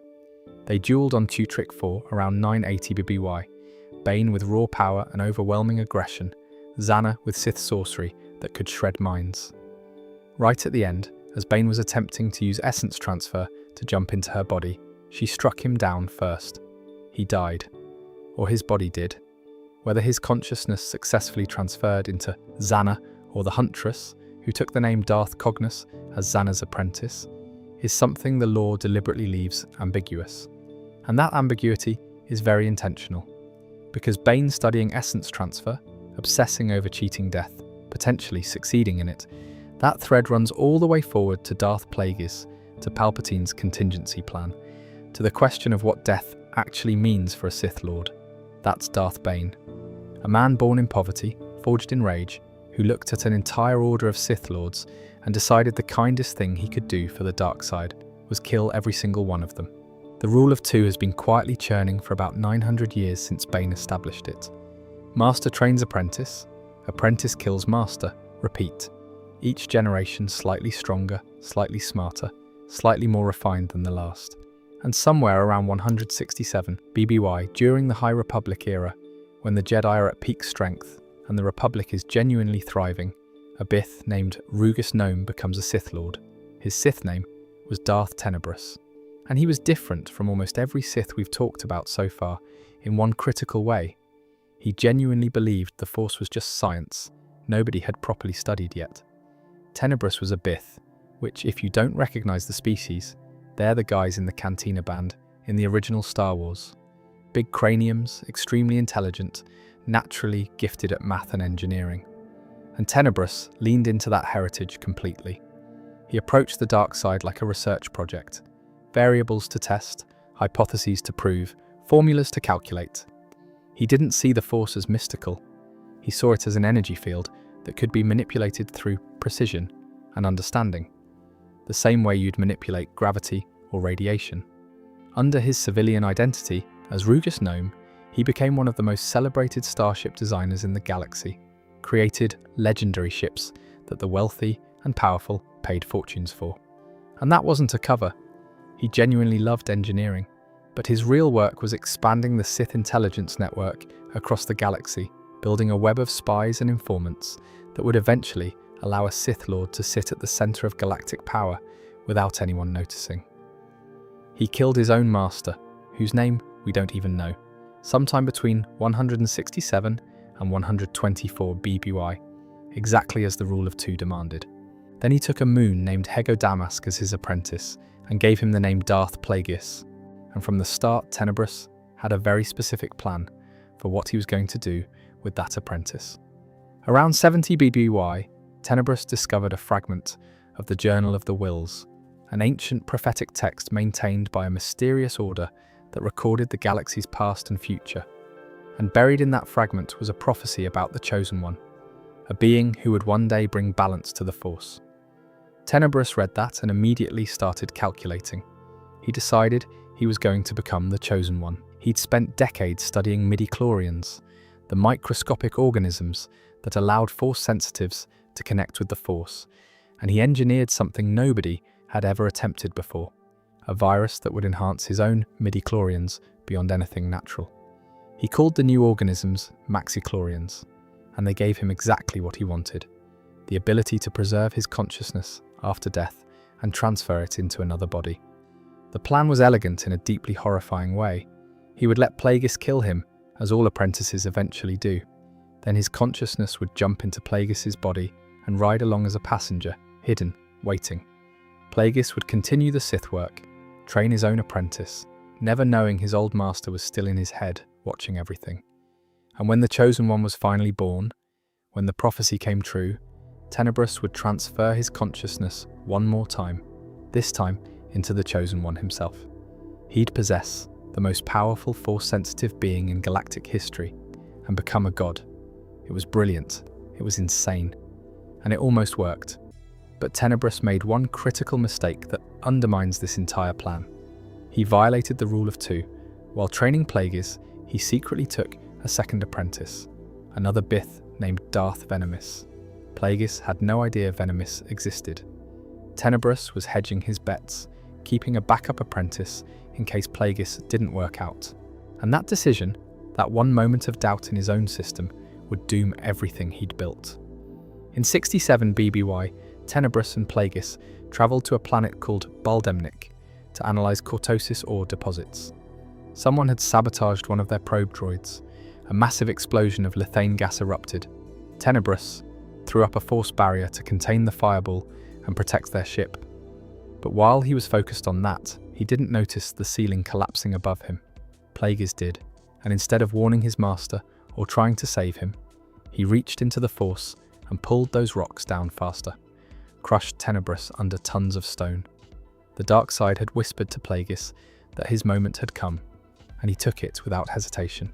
And then Tenebrous tried the essence transfer. His consciousness leapt from his dying body and attempted to possess Plagueis. But something went wrong. The transfer was incomplete. His spirit ended up fragmented, part of it possibly making it into Plagueis, but without full control. He was conscious, aware, but powerless, trapped inside a machine, watching everything unfold around him with no ability to influence it. For years he sat there, a ghost in a machine, watching Plagueis rise to power, watching him take Palpatine as an apprentice, watching the grand plan he'd helped build move forward without him. And he couldn't do anything about it.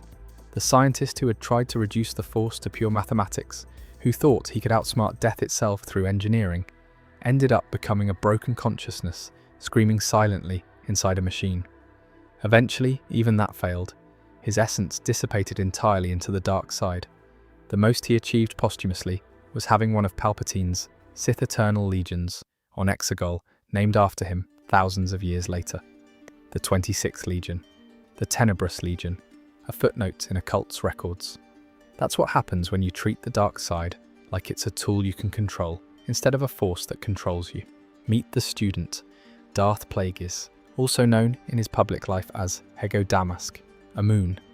If you don't know what a moon looks like, think tall, pale, thin face, the kind of guy who walks into a room and immediately makes you uncomfortable without saying a word. He was a magister in the intergalactic banking clan, which is about as boring a cover identity as you can imagine, and that was entirely the point. Nobody looks twice at a banker. Nobody suspects the guy managing galactic financial infrastructure of being the most dangerous Sith Lord alive. And Plagueis was exactly that, for a very long time. He took everything Tenebrous had started, the scientific approach, the midi-chlorian obsession, and he ran with it in a direction that genuinely had no precedent in Sith history. Because Plagueis wasn't just trying to understand the Force, he was trying to negotiate with it.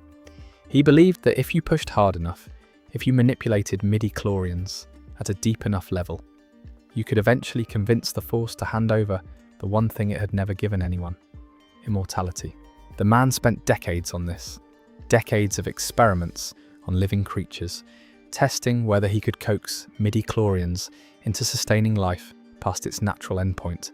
And he made real progress, measurable, documented progress. He could keep living things alive when they should have died. He could, in some cases, make things come to life that shouldn't have. His droid assistant used to refer to these experiments as the Magister's pregnancies, because Plagueis had figured out how to induce reproduction in organisms without a second parent. He was bending the rules of biology through sheer force of will. His ambition wasn't purely personal. He had a vision, and it was enormous. He wanted a Sith Empire that would last 10,000 years. And he understood something that most Sith Lords refused to accept. You cannot build something that lasts if you keep getting killed by your own apprentice every generation. The rule of two was designed to preserve power, but it also meant the Sith were constantly eating themselves. Plagueis wanted to fix that. He and his apprentice would rule together as immortals, and the cycle would finally stop. The apprentice he chose for this plan was a young man from Naboo named Sheev Palpatine. Now, the way this went down is worth understanding.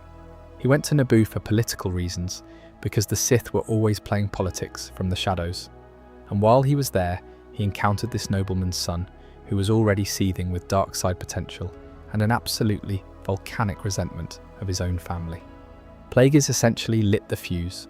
He cultivated the relationship, recognized what Palpatine could become, and eventually gave him an order that served as his initiation into the Sith. Go home and kill your entire family. Palpatine did it without hesitation. That's the moment Darth Sidious was born. What followed was one of the most methodical long games in Star Wars history. Plagueis guided Palpatine into politics. Palpatine became Naboo's senator in 52 BBY, which gave him 2 full decades to build influence inside the Republic's government before the events of the Phantom Menace even started. While Palpatine was climbing the political ladder in public, Plagueis was running Damask Holdings in the shadows, using financial leverage across the galaxy to position the Sith exactly where they needed to be. He and Palpatine even conducted midi-chlorian experiments together at some point, when the two of them pushed hard enough against the Force, trying to tip the balance. The Force pushed back, and when the Force pushes back, it doesn't file a complaint, it creates a countermeasure. Some interpretations of the Legends lore point to this moment, Plagueis and Sidious together hammering at the midi-chlorians as the event that triggered the Immaculate Conception of Anakin Skywalker.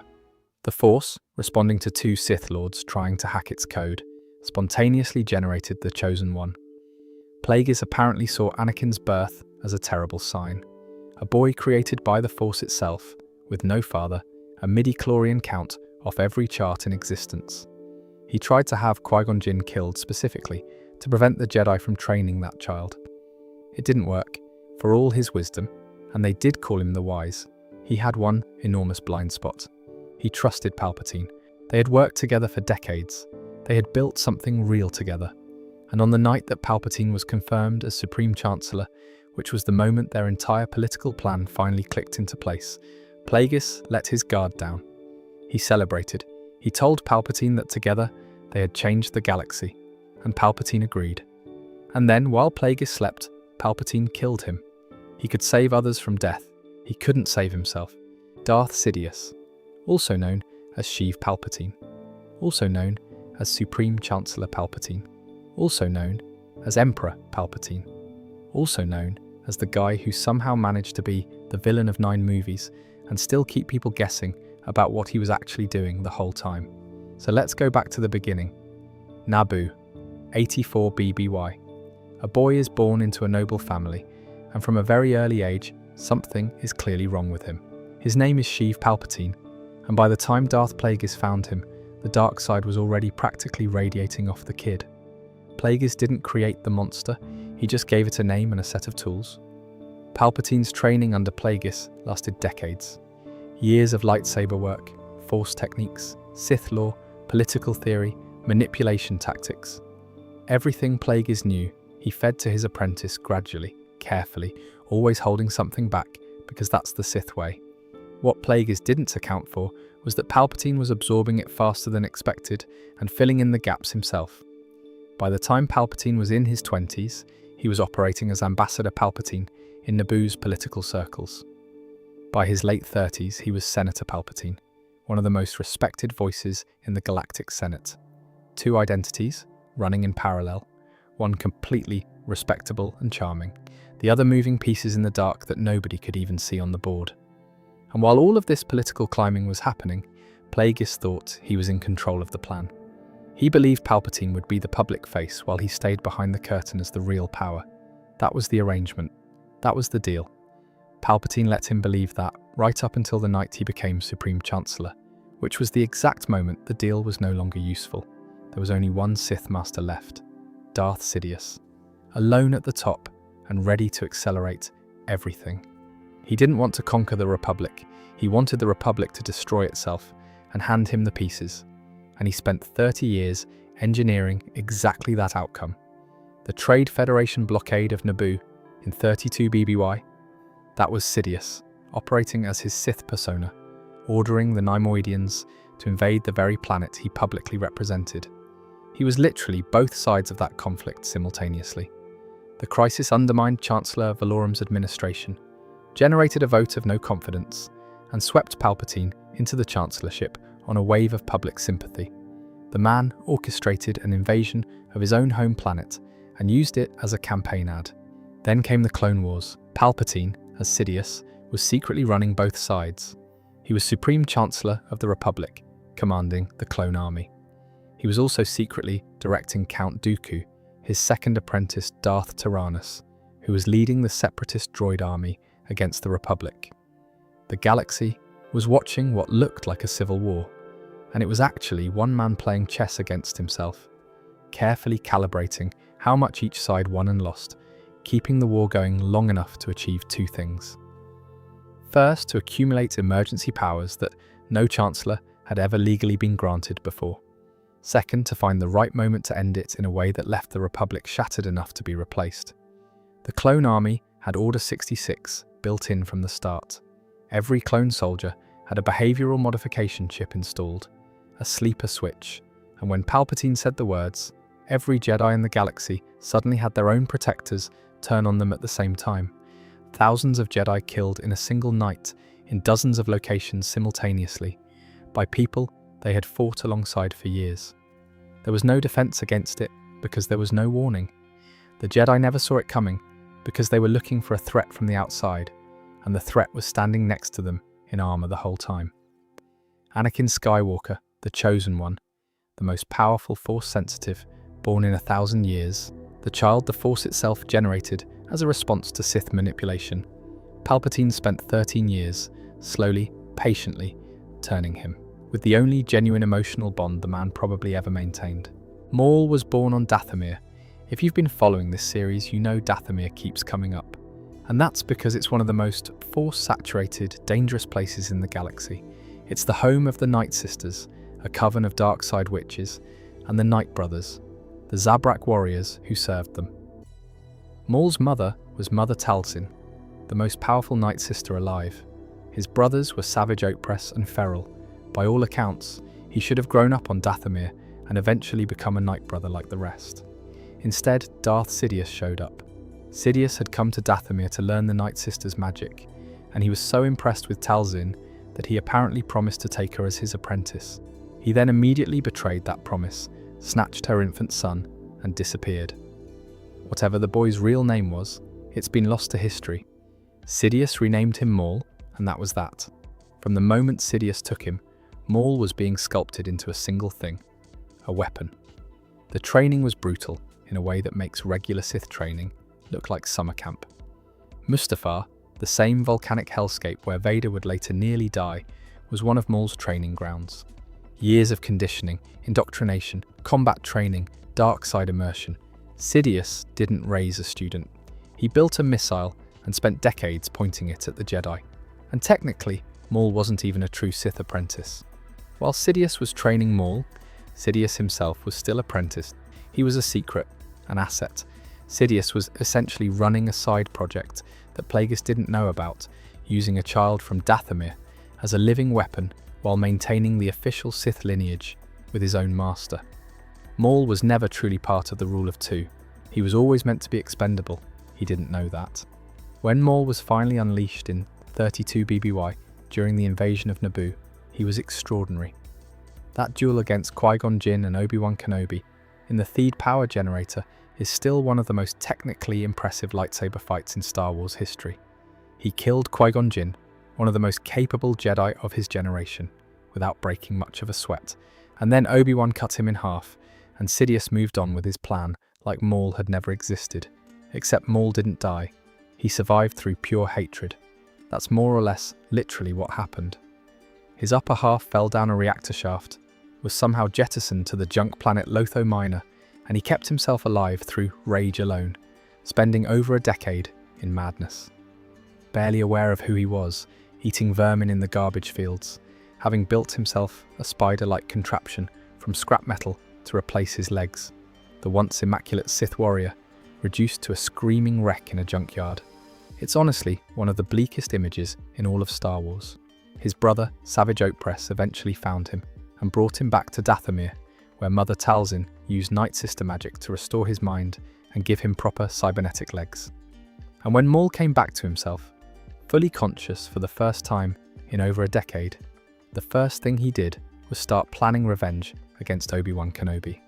Not Sidious, not the Jedi Order, Obi-Wan specifically. The man who cut him in half had become the entire organizing principle of his existence. What followed was honestly one of the most interesting character arcs in Star Wars, because Maul, stripped of his master, stripped of his purpose, and stripped of his title, did something no Sith before him had done in quite the same way. He built his own empire from scratch. He took Savage as his apprentice, recruited Death Watch, the Black Sun, the Pike Syndicate, the Hutt clans, and forged them into a criminal network called the Shadow Collective. He then challenged the leader of Death Watch, Pre Vizsla, in single combat for control of Mandalore, killed him, and seized the legendary Darksaber along with rulership of the most warrior-driven culture in the galaxy. For a guy who had spent 12 years eating garbage in a junkyard, that's quite a comeback. He also, in one of the most cold moves in the entire Clone Wars series, murdered Duchess Satin Kryze right in front of Obi-Wan, specifically to make Obi-Wan feel the kind of loss that Maul had been carrying for years. It was a calculated act of cruelty designed to make the pain mutual, dark side reasoning at its most personal. Then Sidious showed on Mandalore and reminded everyone who was actually in charge. The duel between Sidious, Maul, and Savage is something else. Sidious, fighting two opponents simultaneously, in pure Sith form, he killed Savage almost casually, and when Maul broke down in grief over his brother's death, Sidious took him apart, captured him, tortured him, and then kept him alive because he had other uses for him. That sentence right there tells you everything about how Sidious saw Maul. Even after all of it, Maul was still a tool. Maul eventually escaped, tried to build his power back, got deposed from Mandalore during the siege at the end of the Clone Wars, survived Order 66, resurfaced years later as the secret head of Crimson Dawn, got stranded on the Sith world of Malachor, spent more time in isolation, came back again, tried to manipulate Ezra Bridger in Star Wars Rebels, and finally, on Tatooine in the Twin Sons of the Desert, had his last duel with Obi-Wan Kenobi. That final fight lasts about 3 seconds. Maul attacks with the same opening move from their duel in The Phantom Menace. Obi-Wan, who has spent decades watching that exact fight in his memory, reads it instantly, adjusts, and it's over. 3 strikes, Maul goes down, and as Obi-Wan catches him, dying, Maul looks up at him and asks if the person he's out here protecting is the one who will destroy the Sith. Obi-Wan tells him yes, and Maul says that was worth something. It's the most human moment Maul ever has. At the very end, he found meaning in the thing his master had been building all along, the same plan that had used him and thrown him away. He died in Obi-Wan's arms, the man he hated most, and it was peaceful. Maul was never meant to matter beyond Naboo. He was a distraction, a test run, an opening gambit. What he became instead was one of the most resilient, tragic, and weirdly compelling figures in this entire lineage. He wasn't a Sith Lord in the traditional sense. He was something harder to define. A man who had been made into a weapon, realized it too late, and spent the rest of his life trying to figure out what he was supposed to be when nobody was pointing him at anything. He never really figured it out, but he kept going anyway, and there's something to be said for that. His name was Dooku, and before he was Darth Tyrannus, he was probably the most principled man in the entire Jedi Order. Born in 102 BBY on Sereno, a noble world, into a family that didn't want him. His Force sensitivity showed up early and frightened his father enough that he was handed over to the Jedi before he could properly form childhood memories of home. That detail matters because Dooku would spend his entire life navigating between 2 identities, the Jedi he was trained to be and the Count of Sereno he was born to become. He never fully resolved that tension, and that unresolved tension is basically the fault line that everything else cracked along. As a Jedi, he was exceptional, genuinely exceptional. He trained under Yoda as a youngling, which already puts him in rare company. He eventually took Qui-Gon Jinn as his Padawan, which means he directly shaped one of the most morally independent and spiritually alive Jedi of the next generation. He himself became a Jedi Master, was asked to join the High Council, initially declined, eventually accepted, and was widely considered one of the finest lightsaber duelists alive. Only Yoda and Mace Windu were reliably considered his equal, with a blade. For a while, he even taught lightsaber techniques to students at the temple. The man was, by any reasonable measure, one of the best Jedi of his era. And then he started paying attention to what the Republic actually was. This is where Dooku gets genuinely interesting and genuinely uncomfortable, because he wasn't wrong. The Senate was corrupt. Politicians were enriching themselves while systems suffered. The Jedi were being deployed as peacekeepers and soldiers in service of a government that didn't deserve their loyalty, and the Council was going along with it because rocking the boat felt dangerous. Dooku kept raising these concerns. He kept pushing, and the Order kept responding with essentially a shrug. At some point around age 70, after watching Jedi die for political reasons one too many times, he left. He walked out of the temple, returned to Sereno, overthrew his corrupt brother, who had been running the planet into the ground, reclaimed his title as Count, and became one of the most powerful independent political figures in the galaxy. He became one of what the Jedi called the Lost 20 Jedi Masters across the entire history of the Order, who willingly left, walked away because they couldn't reconcile what the Order was with what they believed it should be. At this point, Dooku was still not a Sith. He was still a principled man acting on principled convictions, maybe with some wounded pride mixed in, but largely genuine. And then Darth Sidious came knocking. Sidious had been watching Dooku for years. He understood exactly what kind of man Dooku was, which meant he understood exactly how to use him. He didn't approach Dooku with promises of raw power or domination. He approached him with an argument. He told him the Republic was irredeemably broken, that the Jedi were complicit in that brokenness, and that the only way to build something better was to tear it down first. He framed the dark side not as corruption, but as clarity. And Dooku, who had spent decades shouting into the void about exactly these problems, heard someone finally agreeing with him. He bit, and the moment he did, he was never getting out. Dooku killed Jedi Master Yaddle as his final initiation into the Sith. Yaddle, who had actually listened to his concerns, who had somewhat agreed with his assessment of the Order's problems, who was in the wrong place at the wrong time, and had to be silenced before she could expose what Dooku was becoming. He collapsed in anguish over what he'd done, and Sidious reassured him. That reassurance was the leash. From that point forward, Dooku was Darth Tyrannus, and his genuine idealism was a vehicle Sidious could steer. His first major assignment was the creation of the clone army. His old friend, Jedi Master Sidious, had actually foreseen the coming war and secretly commissioned a clone army from the Kaminoans to protect the Republic. Dooku, under Sidious's orders, had Sidious killed, took over the project, inserted Jango Fett as the genetic template, erased Kamino from the Jedi archives, and buried the whole thing so deep that it wouldn't resurface for a decade. That clone army, commissioned by a murdered Jedi, hijacked by a Sith, would eventually execute Order 66 and wipe out the Order Dooku had dedicated his life to. Then came the Separatist movement. This is where Dooku's political gifts became weapons. He was charming, eloquent, noble in bearing, deeply credible. He could walk into a Senate hall and make corruption look like common sense. He rallied thousands of star systems to the Confederacy of Independent Systems, many of them with legitimate complaints against the Republic, and built a military alliance powerful enough to fight the clone army that he himself had secretly created. He was simultaneously the most public figure in the galaxy and the most hidden. Nobody who followed Count Dooku knew they were following a Sith Lord. They thought they were following a reformer. And through all of this, Dooku had one flaw that every person watching could probably see coming from the very first scene he appears in. He trusted Sidious, in a way that Sith apprentices historically do not trust their masters, and for good reason. He believed they were partners in a shared vision. He believed that when the Republic fell and the new order rose, Sidious would need him to help govern it. He was preparing for that future. He had plans for what came after. He never got to find out how wrong he was. The moment Anakin Skywalker was ready, Dooku became unnecessary. Sidious had been cultivating Anakin for years, waiting for him to reach the point where he could replace Tyranus entirely. When Grievous and Dooku kidnapped Palpatine above Coruscant at the start of Revenge of the Sith, the whole thing was a setup. Palpatine had orchestrated his own capture.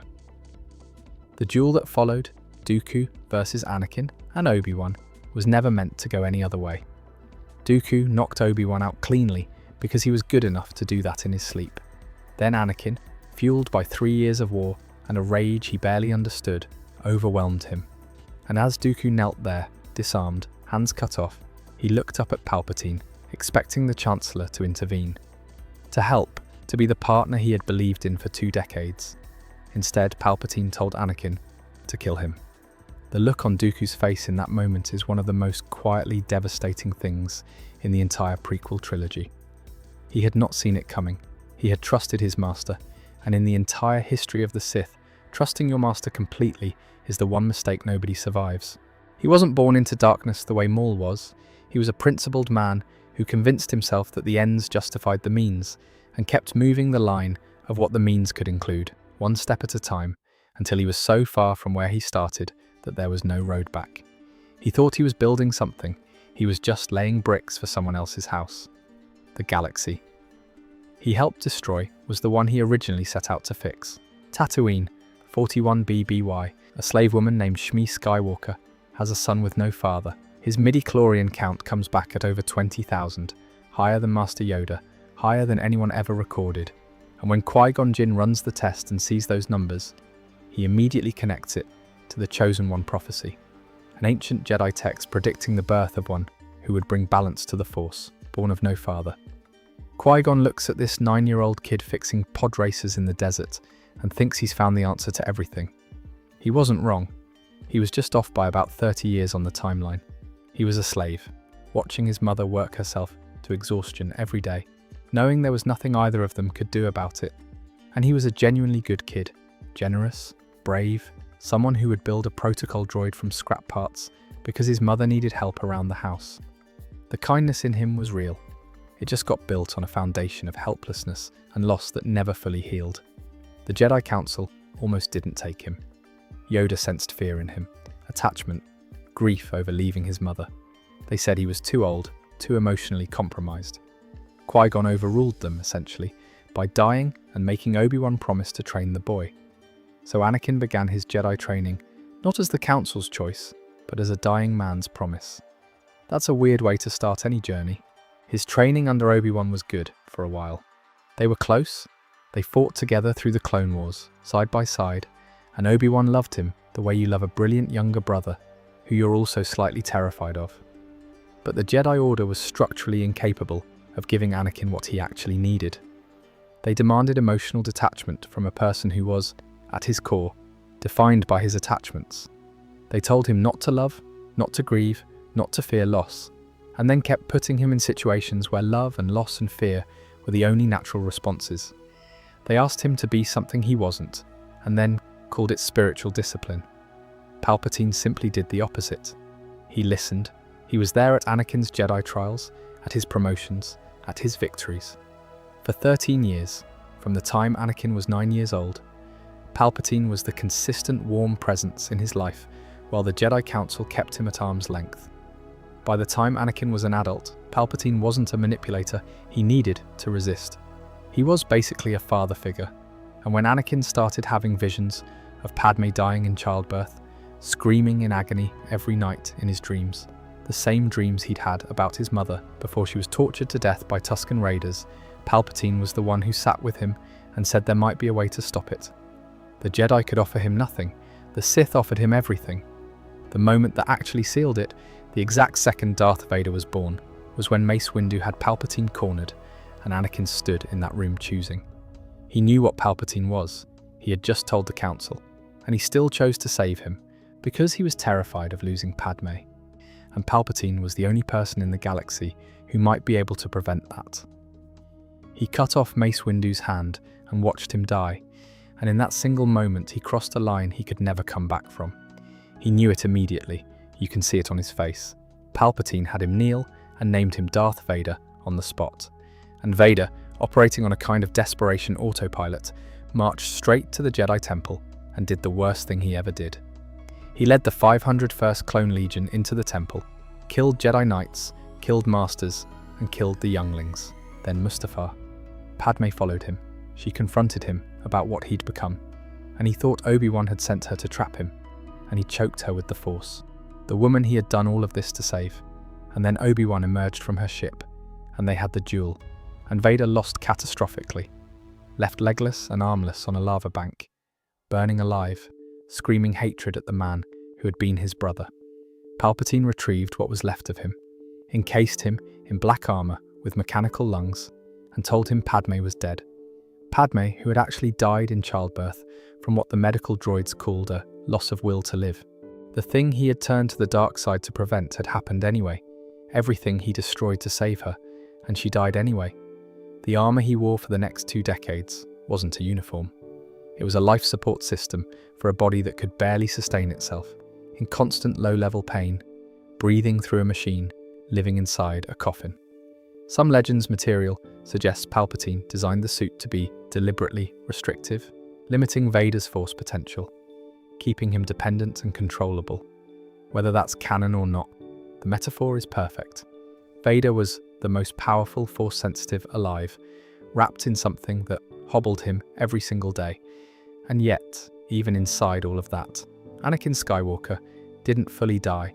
It surfaced in weird moments across the years. His refusal to kill Ahsoka Tano in the Sith Temple on Malachor, even after everything. His complicated hesitation every time his son appeared. Luke saw it. Everyone around him could feel it. This wrongness about Vader, like something trapped under the surface that the armor was struggling to contain. When Luke looked at Vader, he didn't see a monster. He saw his father, still in there, still alive, buried under decades of grief and armor and loyalty to a man who had used him completely. And on the Death Star, when Palpatine was torturing Luke with Force lightning and Luke was screaming, something in Vader finally broke through. He grabbed Palpatine. He lifted him up. He walked to the reactor shaft and threw him in. He saved his son. And in doing so, he fulfilled the prophecy. Not by being the galaxy's greatest Jedi, not by winning a war, by being a father who couldn't watch his child die. he was mortally injured from the lightning.